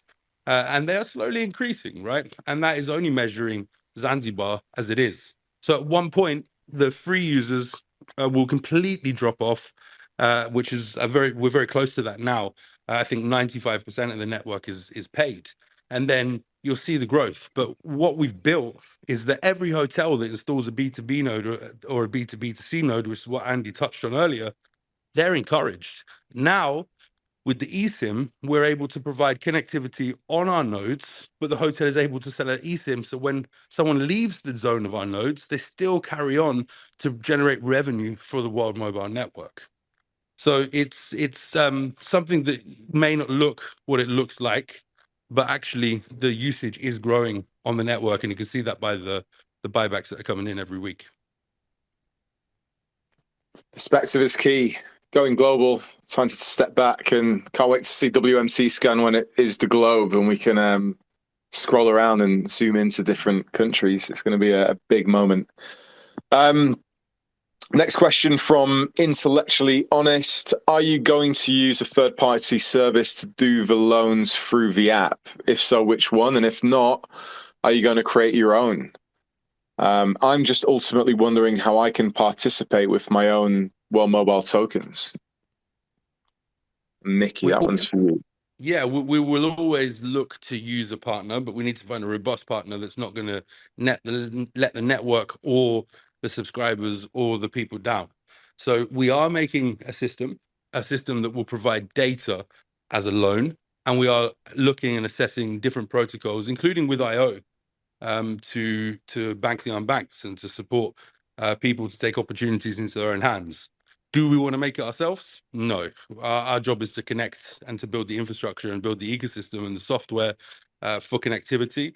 But if nobody does it, over time, we see a massive opportunity there. But at the same time, giving loans to people is it has to be done right, because it can be in one way an opportunity and another way oppressive. So we have to do this very carefully and make sure that we're doing the right thing when we eventually do it.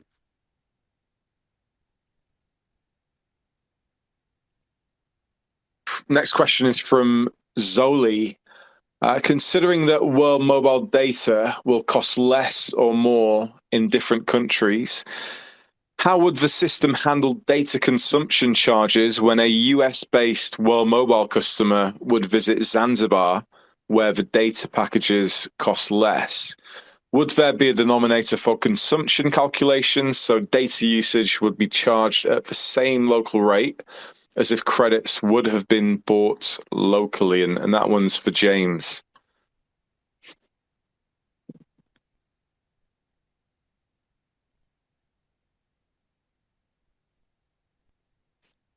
James, you are muted. He's high as hell too. Hi, sorry about that. It's the quantum antenna. It's distracted him. How can I help? So the question is, it's come from Zoli, and it says, considering that World Mobile data will cost less or more in different countries, how would the system handle data consumption charges when a US-based World Mobile customer would visit Zanzibar, where the data packages cost less?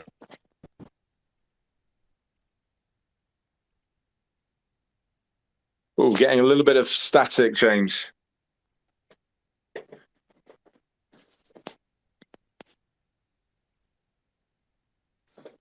Okay, and while we wait for I can answer that.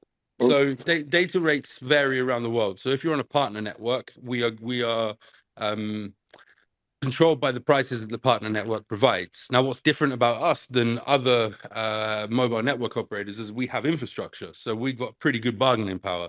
Hey, we've got 1,000 nodes over here, 400 nodes over here, 12,000 nodes over there. And the partner then says, okay, the bilateral should respect the footprint that you've got. So we'll give you a better rate. So, for example, roaming into the United States could cost some partners $1.50 per gigabyte. Roaming into the United States can cost some partners $3.50 per gigabyte. And there's a variable. But the big difference is that once Operation Air Node is successful and infrastructure's there and the footprint's there, we'll be able to choose, of course, within regulation, because the regulator sets a price, right? A competitive price that you cannot go below and that you cannot go above. But as people join onto the World Mobile Network, of course, they'll be able to have potentially universal pricing, right? So when they're traveling from USA to Canada or Canada to UK or UK to France, it'll be very similar rates. But with partner networks, you have to work with them. They've spent billions of dollars on their infrastructure. They have shareholders and mandates to sell for a certain price. So it will be variable, but it will be a very fair variable, because we intend to have as much or maybe even more infrastructure laid down than other mobile network operators. Why? Because the people run the network for the people. And you know what I say, together we're unstoppable, and we can lay down in a far quicker time, the quickest time in history, in fact, more infrastructure than anybody else can, because we don't have to deploy the trucks. We don't have to deploy the rooftops or find the rooftops to send people out and so on. A people-powered network is the way to solve the problem. But as you solve the problem, you also bring down the price for everybody. It's a great explanation. We've had a Chris O join us as a speaker. Chris, have you got a question for the team? Yeah, absolutely. How's my mic working? Can you guys hear me? It's working great. Loud and clear. I appreciate. All right, I appreciate perfect. Your content online, in a different life, we used to describe regions of the world as permissive, semi, or non-permissive. So I guess the question is, as you move out of Zanzibar and into other regions where things are more hostile, either environmental or governmental, or there's an active war zone and whatnot, how's the business model and the infrastructure and the hardware stand up against that, or is that further down the road and not the focus right now? That's a great question. Okay, so the problem with networks today is that there's like a one-fit-all solution, right? What we've built is something called I can hear myself with a big delay. Yeah, so you just turn down the background audio. I don't know who's got it on, but okay, I'll attempt to hear myself and speak. Is having a dynamic network, which is what we've got, means that we can deploy a different kind of network depending on the different scenarios. So as you've seen in Zanzibar, we could have got spectrum. But there was no point in getting spectrum there. Had we have brought up the Aerostat, which we're still hopeful we will in Zanzibar, that's another conversation. But the terrestrial ground network doesn't need to be a licensed spectrum network. It suffices and runs perfectly as it is right now. However, having a Wi-Fi network in the middle of the Nevada desert doesn't make any sense, because you haven't got the strength, the signal, and you're going to have to put up too many devices in order to actually provide this ubiquitous coverage. So we build for what is necessary for the environment. We've been speaking to refugee camps in the Middle East. We've been speaking to mobile network operators who have mountains where they have huge towers on. And that's a whole different setup as well. So you've got to be dynamic, and you've got to make sure that you can build and be nimble enough and dynamic enough to be able to actually provide what's needed, rather than put something up that's not needed. And that's why rural areas are unconnected, because legacy infrastructure doesn't actually support deploying in these areas profitably.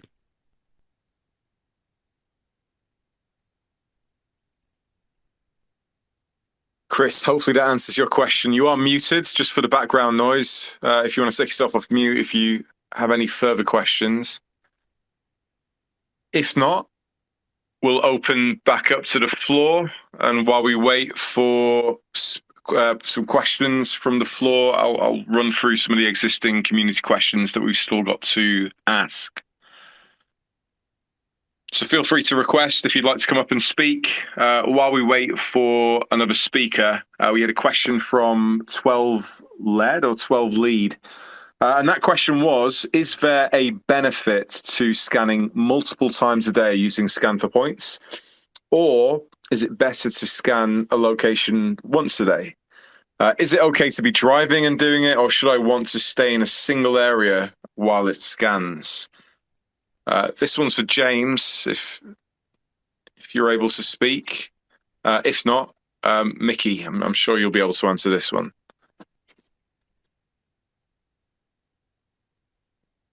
I prefer if James answers it because there's a lot of his science behind it, but there is a scoring system. If you scan the same area all day long, we can benefit from that because then we can understand if a tower is functioning or if it's down just for a certain amount of time. But it's better that you get in your car, get on your bike, go for a run, and you scan new areas to score the most amount of points. It's weighted. That's right. We want you to be want you to be traveling so that you're scanning the most different areas, not rescanning the same area all the time. You will still get points for scanning the same area all the time, but it will become less and less as we realize that you're sitting in your office. Virtually none. Exactly. It's not providing any benefit to the network at that point. Or it may be once a week that the same place gets a large amount of points, but then the other 5 days of the week or 6 days of the week, it doesn't get heavy weighting, a heavy score. Yeah. Oh, the man himself is here, Rick. What's up? When's Rick. our new song, Rick? Good evening. Have you prepared a song for the Aerostat? Maybe. There's a song about a certain number of red balloons, but Don Joe doesn't want me to do that one, so. I think it'll be a great one. I'm looking forward to the next YouTube release. I've got a question about the eSIM. Just wondering, you'll be able to stake your WMT to the eSIM. I just wondered if you've got any details on how that's going to work.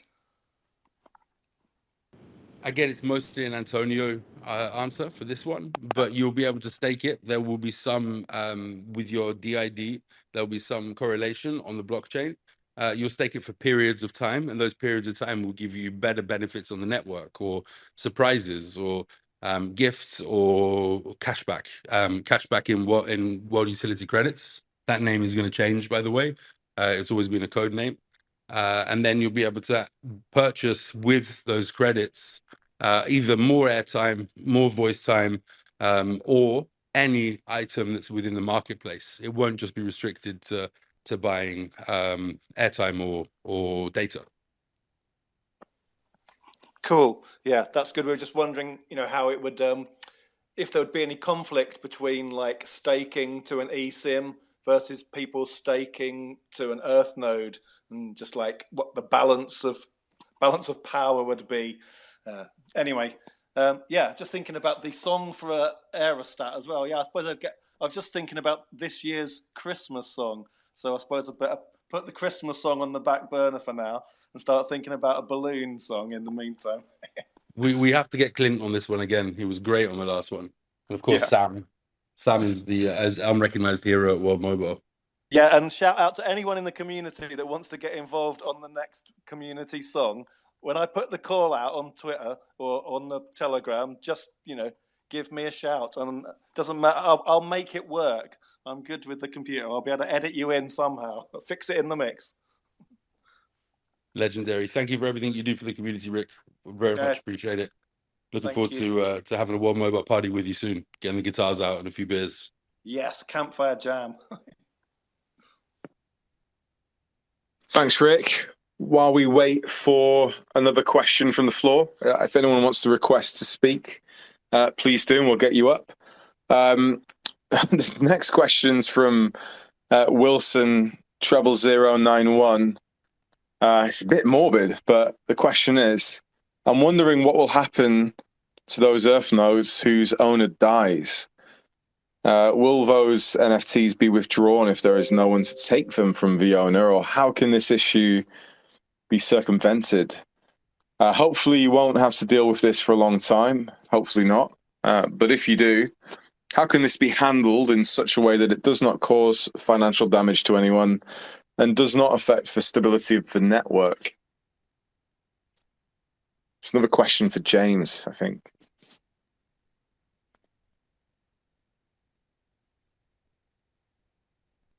And we've definitely got to get a question after this because we don't want to end on this note. I think James is going to say something like, it's an asset.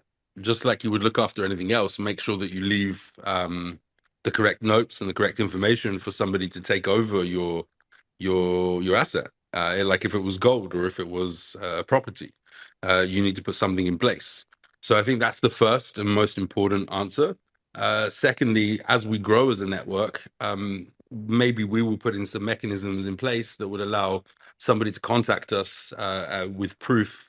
But this is also very dangerous, right? So we have to think about it. It's not something that we have thought about implementing ourselves, and it's something we would ask all users to consider, because the Earth nodes, they're very limited. They are an asset, and I think they are going to increase in their usage and their importance in the network day on day, year on year. So look after it yourself like you would any one of your other assets.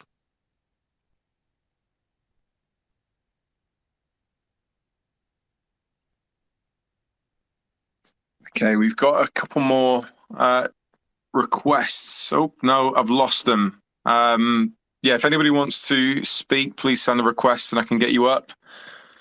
While we wait for that, I've got a few questions from the community that have come in while we've been on air.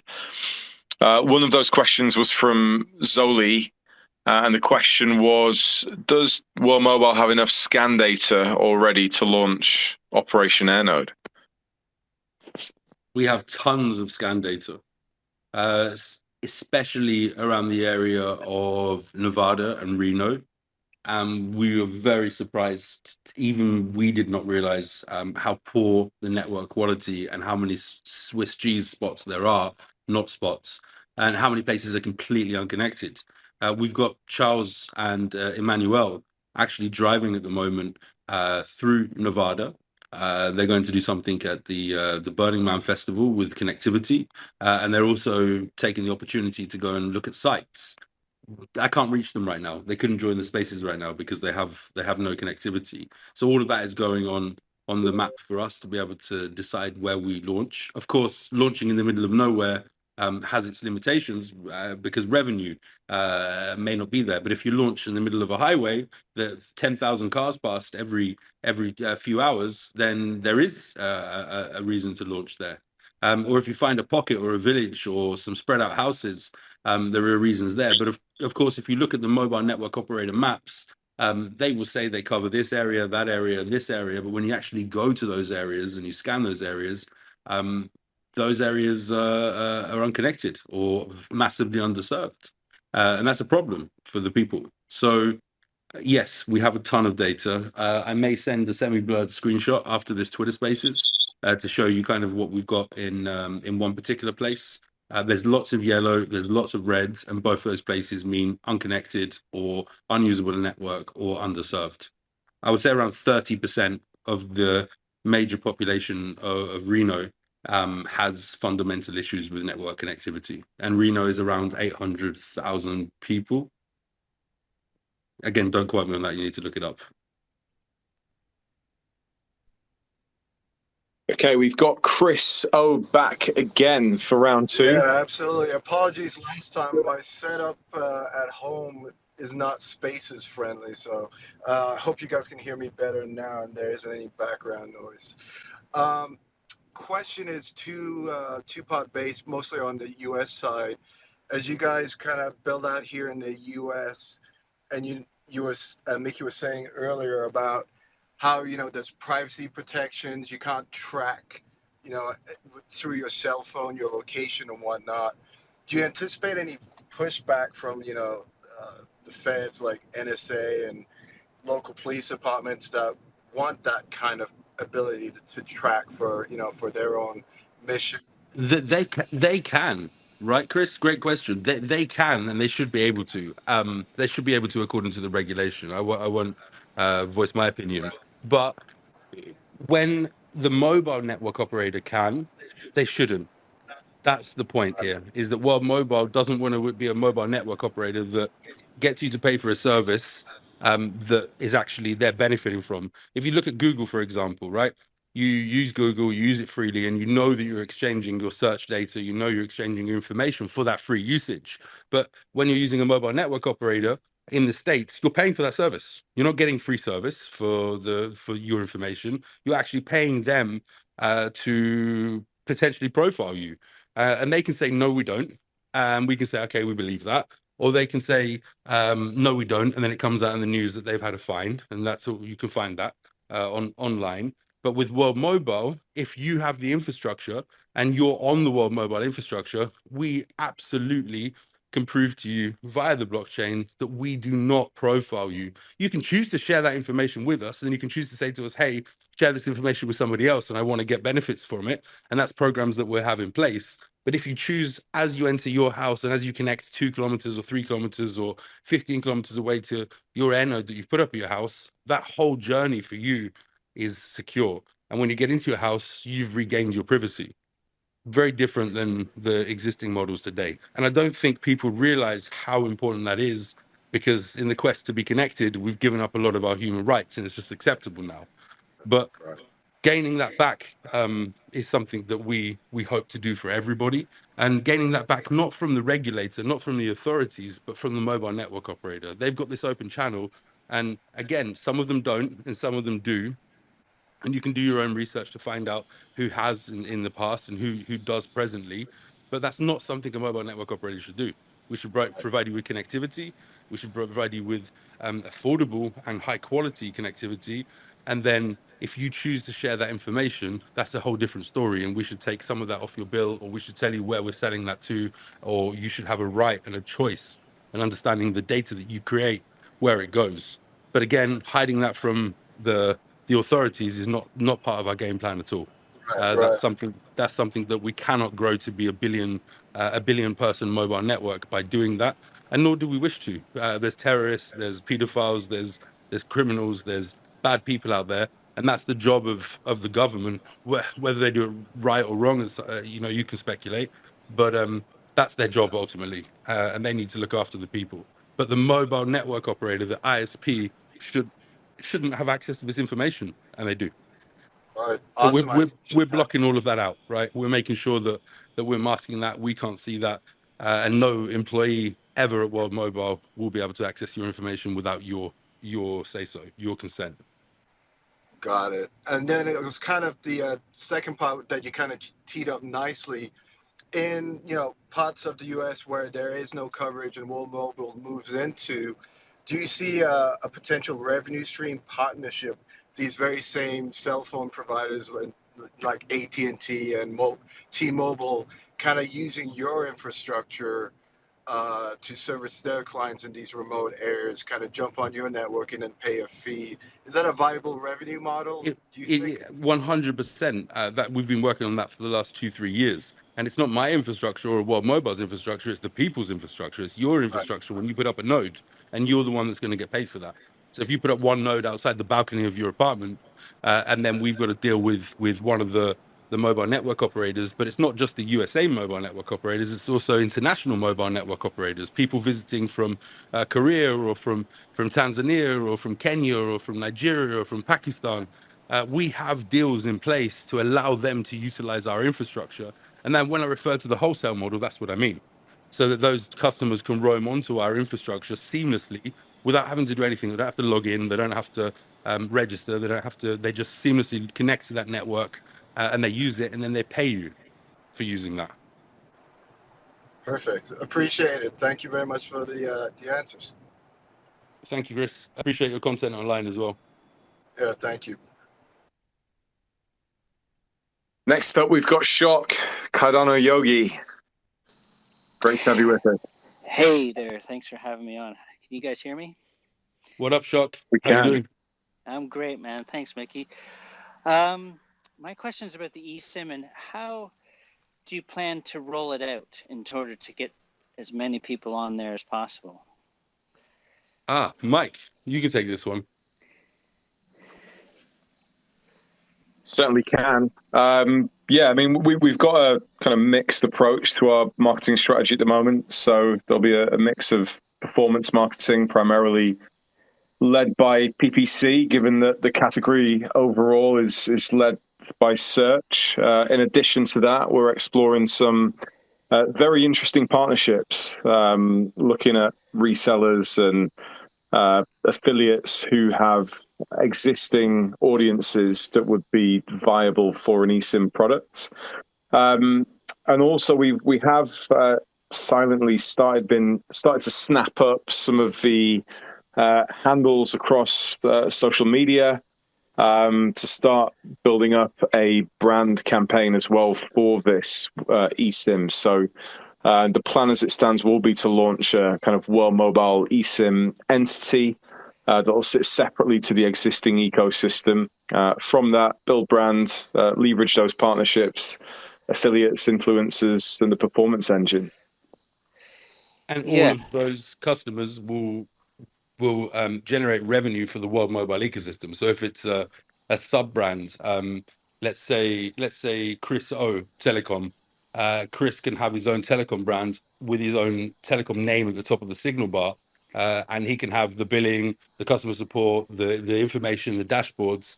But of course, that utilizes every connection that the World Mobile Network's made. So as that revenue flows in through Chris's customers on Chris O Telecom, then you're able to, or Shock Telecom, you're able to then generate revenue for the air nodes, for the earth nodes, and everything that leads back to home. So I guess it was like, is there somewhat of a referral system? So all the people on this call and all the Earth Node and all the World Mobility holders, absolutely, do they get it? They have like a referral code, and they can almost perhaps even like an MLM.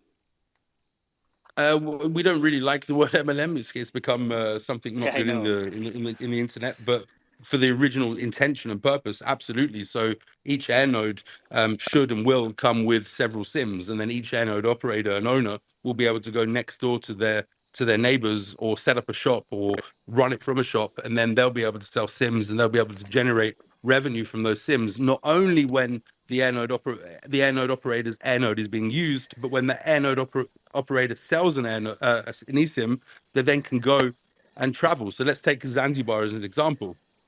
The Wi-Fi air node in the captive portal can then distribute an eSIM. So you log in, you connect to Wi-Fi, you download an eSIM, you then leave that air node, you then generate revenue as the customer travels through the rest of Zanzibar and utilizes the network. A portion of that is yours because you originated that customer, because you put up that air node, you put up that infrastructure. So there's so many ways of actually earning and continuous earning by promoting and selling the eSIM yourself. Right, but you said something about, do you have to set up an air node in order to have that referral system? Like, I'm thinking. No, that was an example. You don't have to at all. You'll be able to come to a website and say, hey, I want to be a reseller of the World Mobile eSIM. Take my affiliate link, and then you'll be able to market yourself, or you'll be able to media buy yourself, or you'll be able to sell to your own community, or you're an Earth node operator, and you'll be able to say Clover nodes, right? As an example, Clover nodes will be able to say, look, you delegate to me. Everyone that delegates to me a certain amount will get an eSIM. Or maybe there'll be an Earth node that supports guide dogs for the blind. Anybody that supports this who has an eSIM and the money that's generated, every part of our ecosystem will give a chance to everybody to promote and push it and earn from it. Amazing. That's awesome. I'm so excited about this, and I'm so glad to be part of the community and the ecosystem to changing lives. Thank you so much. We're very glad to have you, Shock. Thanks for your support. Yes, you're welcome. Thank you, Mike. Thank you. Glad to have you. Next up, we got Dan, Digital Asset News. My man. Hello, everybody. Can everybody hear me? Hear you. How you doing, Dan? I'm doing great. Man, look at all these people on this call. You got Rick and Chris and James Bowater, who seems to be like MIA, doing all these great things. Hosky and Jane and Big Pay. There's a lot of people on this call. A lot of people. And if sorry, I can only see so many because I'm limited on my phone. But I had 3 questions from you, Micky. 3 questions for you. And the first one went like this. I know that a friend of mine, James from Invest Answers, he did like a little mini review, and we got into a little discussion on Twitter. And I said, hey, if James is always looking for more data. So I said, why don't you go on the show? It looks like I'm looking for the thread. It looks like you were ready to do it, but James hasn't reached out. Is that right?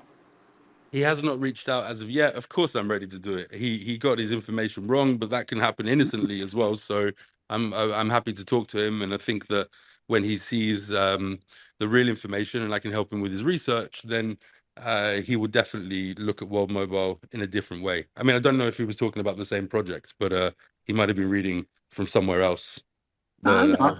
Yeah, I mean, you know how it goes. I mean, there's so many products out there. We try to cover everything, but it's impossible. So I'm gonna reach out to him again, and like I said, he's a good guy. He just needs to kind of get the information from the horse's mouth, which would be Micky.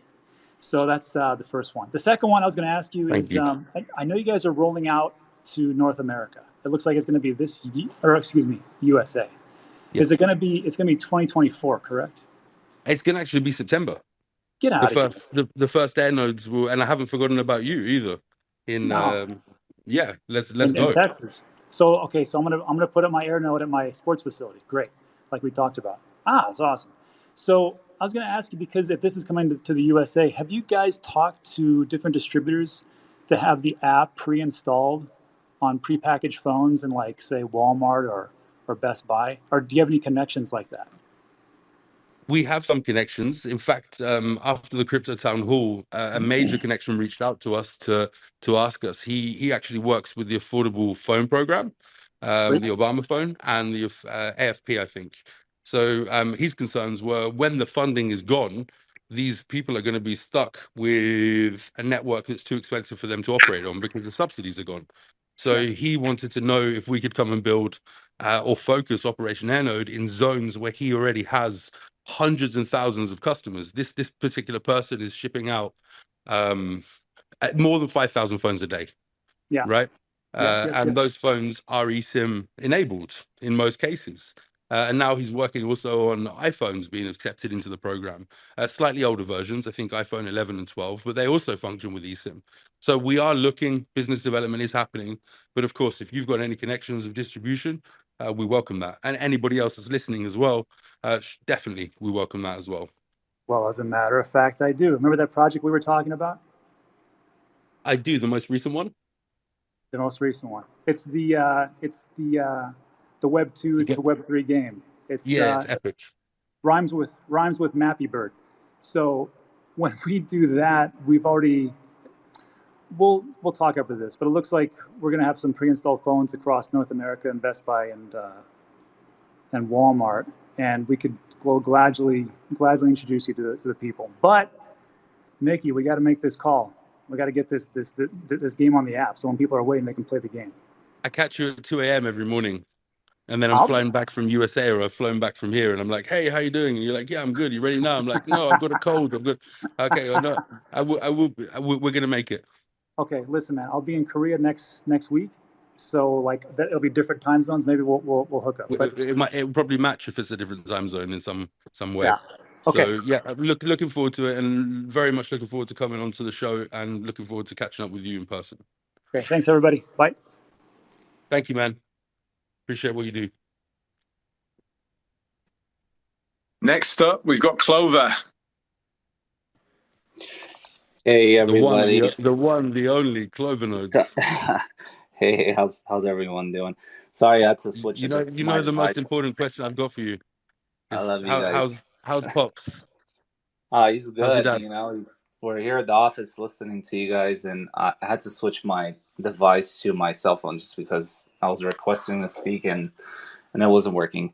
But anyways, I just wanted to first of all thank the entire team of World Mobile for the remarkable job everyone did at Rare, and just for the level of hospitality we all got, all the Earth node operators, all the supporters that were there at the event. Just a thank you to everyone. And And a small We couldn't question. do it without you. It was an honor to be there, an honor that was such a big turnout, and I felt very, very good having the EarthNode operators or the EarthNode Alliance meet up and being able to address some of your questions and give you some answers to things that you might have not known before. But ultimately, I felt very good just meeting you guys and being with you. You know, you're, as corny as it sounds, you know, you are part of the family, and I think you're even more than that. I think you're the core. I think you're the people that will keep this going for many, many years to come. And we appreciate you probably more than you think, and probably more than you appreciate us.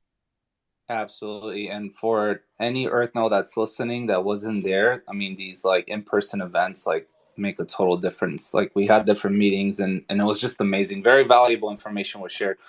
I have a question about the recent post. There is a small note in there that you guys posted, and it says you will need to own or have permission to set up an AirNode in the location you select. So my question really is, how would someone, I guess, from another state or someone from outside the US be able to, I guess, obtain a permission, or would that even be possible, so they can like install an AirNode on these specifications? So the end goal is the Tinder, right? We talked about this, the Tinder for telecoms, where we'll match you with a host. And that we expect that to come out in 2024. There's a lot of regulation, a lot of legal talk that we have to have in order to be able to provide that service, but we're confident that we can.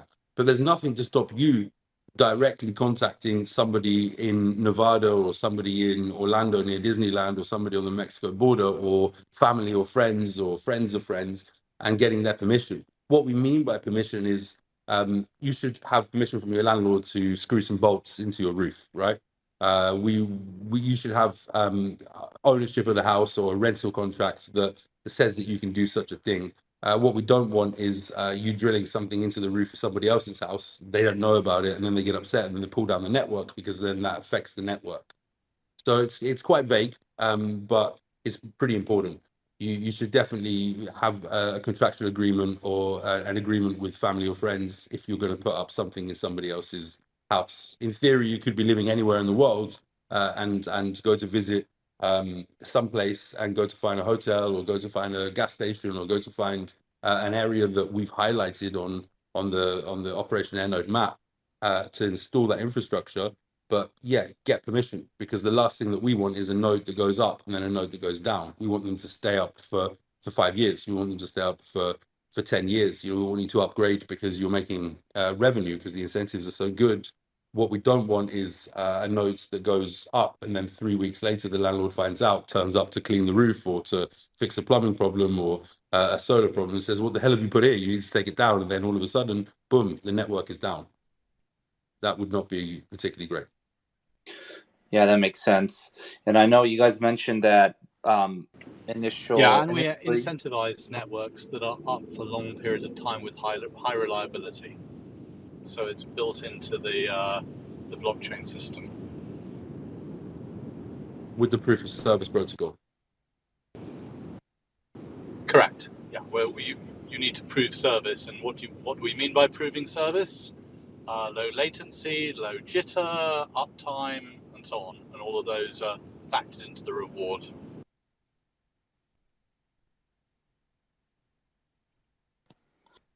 Got it. And one last question: would there be any future plans for us to be able to buy AirNodes with maybe WMT or ADA or another cryptocurrency? The store will support cryptocurrency. So you'll be able to buy with a credit card, you'll be able to send a bank wire, or you'll be able to buy with stable coins, or you'll be able to buy with any token that you would like to buy with, essentially. Awesome. Well, I'm looking forward to seeing you guys in Vegas at the NFT XLV event. We're looking forward to seeing you as well, and we're going to be pretty pumped because we would have come just off the back of that. On the 26th is the Mobile World Congress. We've actually got 2 stands there this year, one with the Ongo Alliance, which is CBRS, and one with the Foundry, which is our aerial license network. So a lot of us are going to be going, and then we'll be super pumped, ready to talk about NFTs and why the EarthNode NFT is a very unique NFT in the space.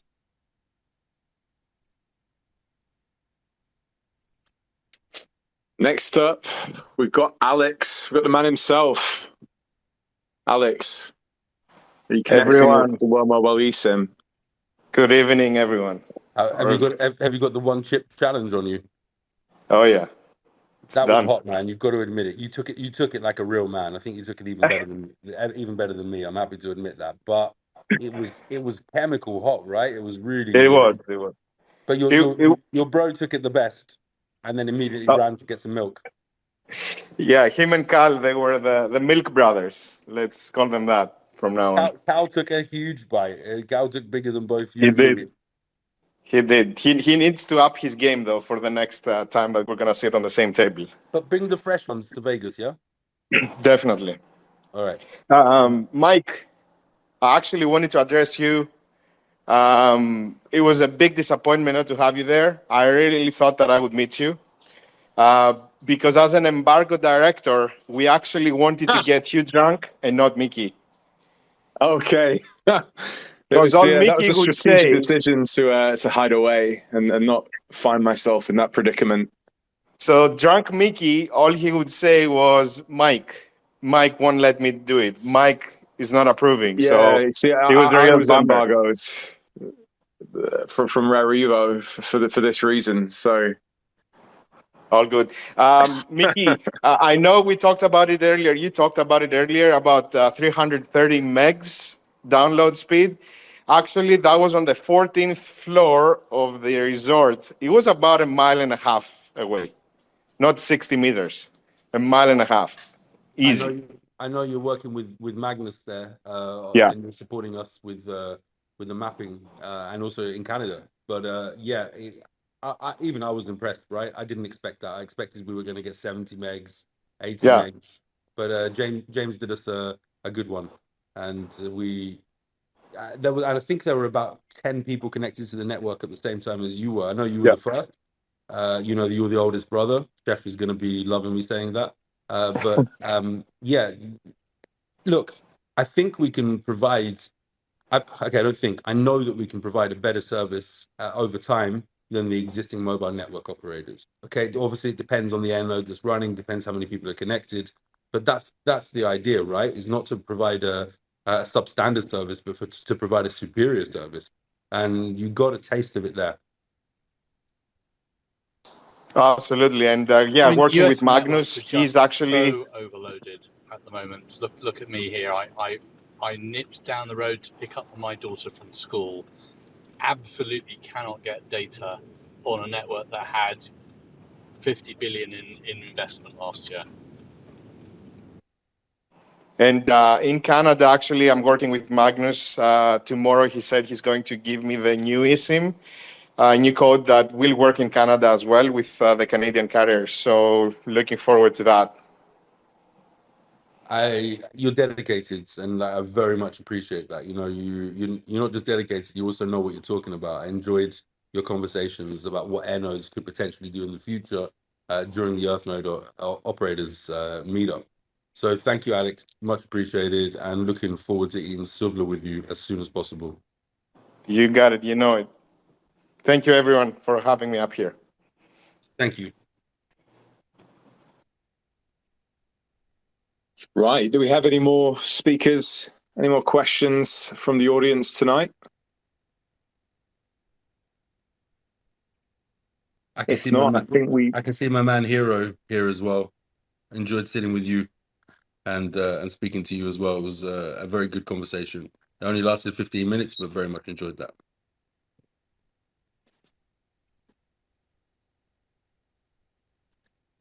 Okay. Well, if there's no more questions from the audience, I guess it's time to say thank you for everybody in attendance this evening. It's been an epic 2 hours 40. We're out doing Hollywood here. Feature-length episode of the World Mobile Community Update. We've had Janet Adams from SingularityNET with the World Mobile leadership team, minus Antonio this time out, but we look forward to having him in next month's Community Update.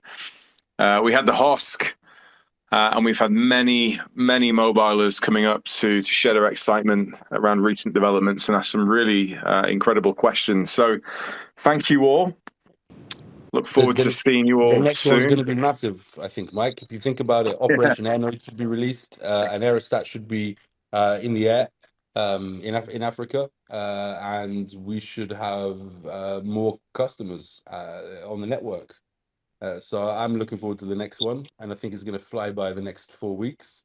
Thank you very much for hosting this always, Mike. Thank you very much, team, and thank you very much, community. Together, we're unstoppable. Over, but not out. Good evening. Thank you, Bye. Micky. Thank you, See you team. later, Thank you, everyone. Mobile. Thank you. Thanks, Micky.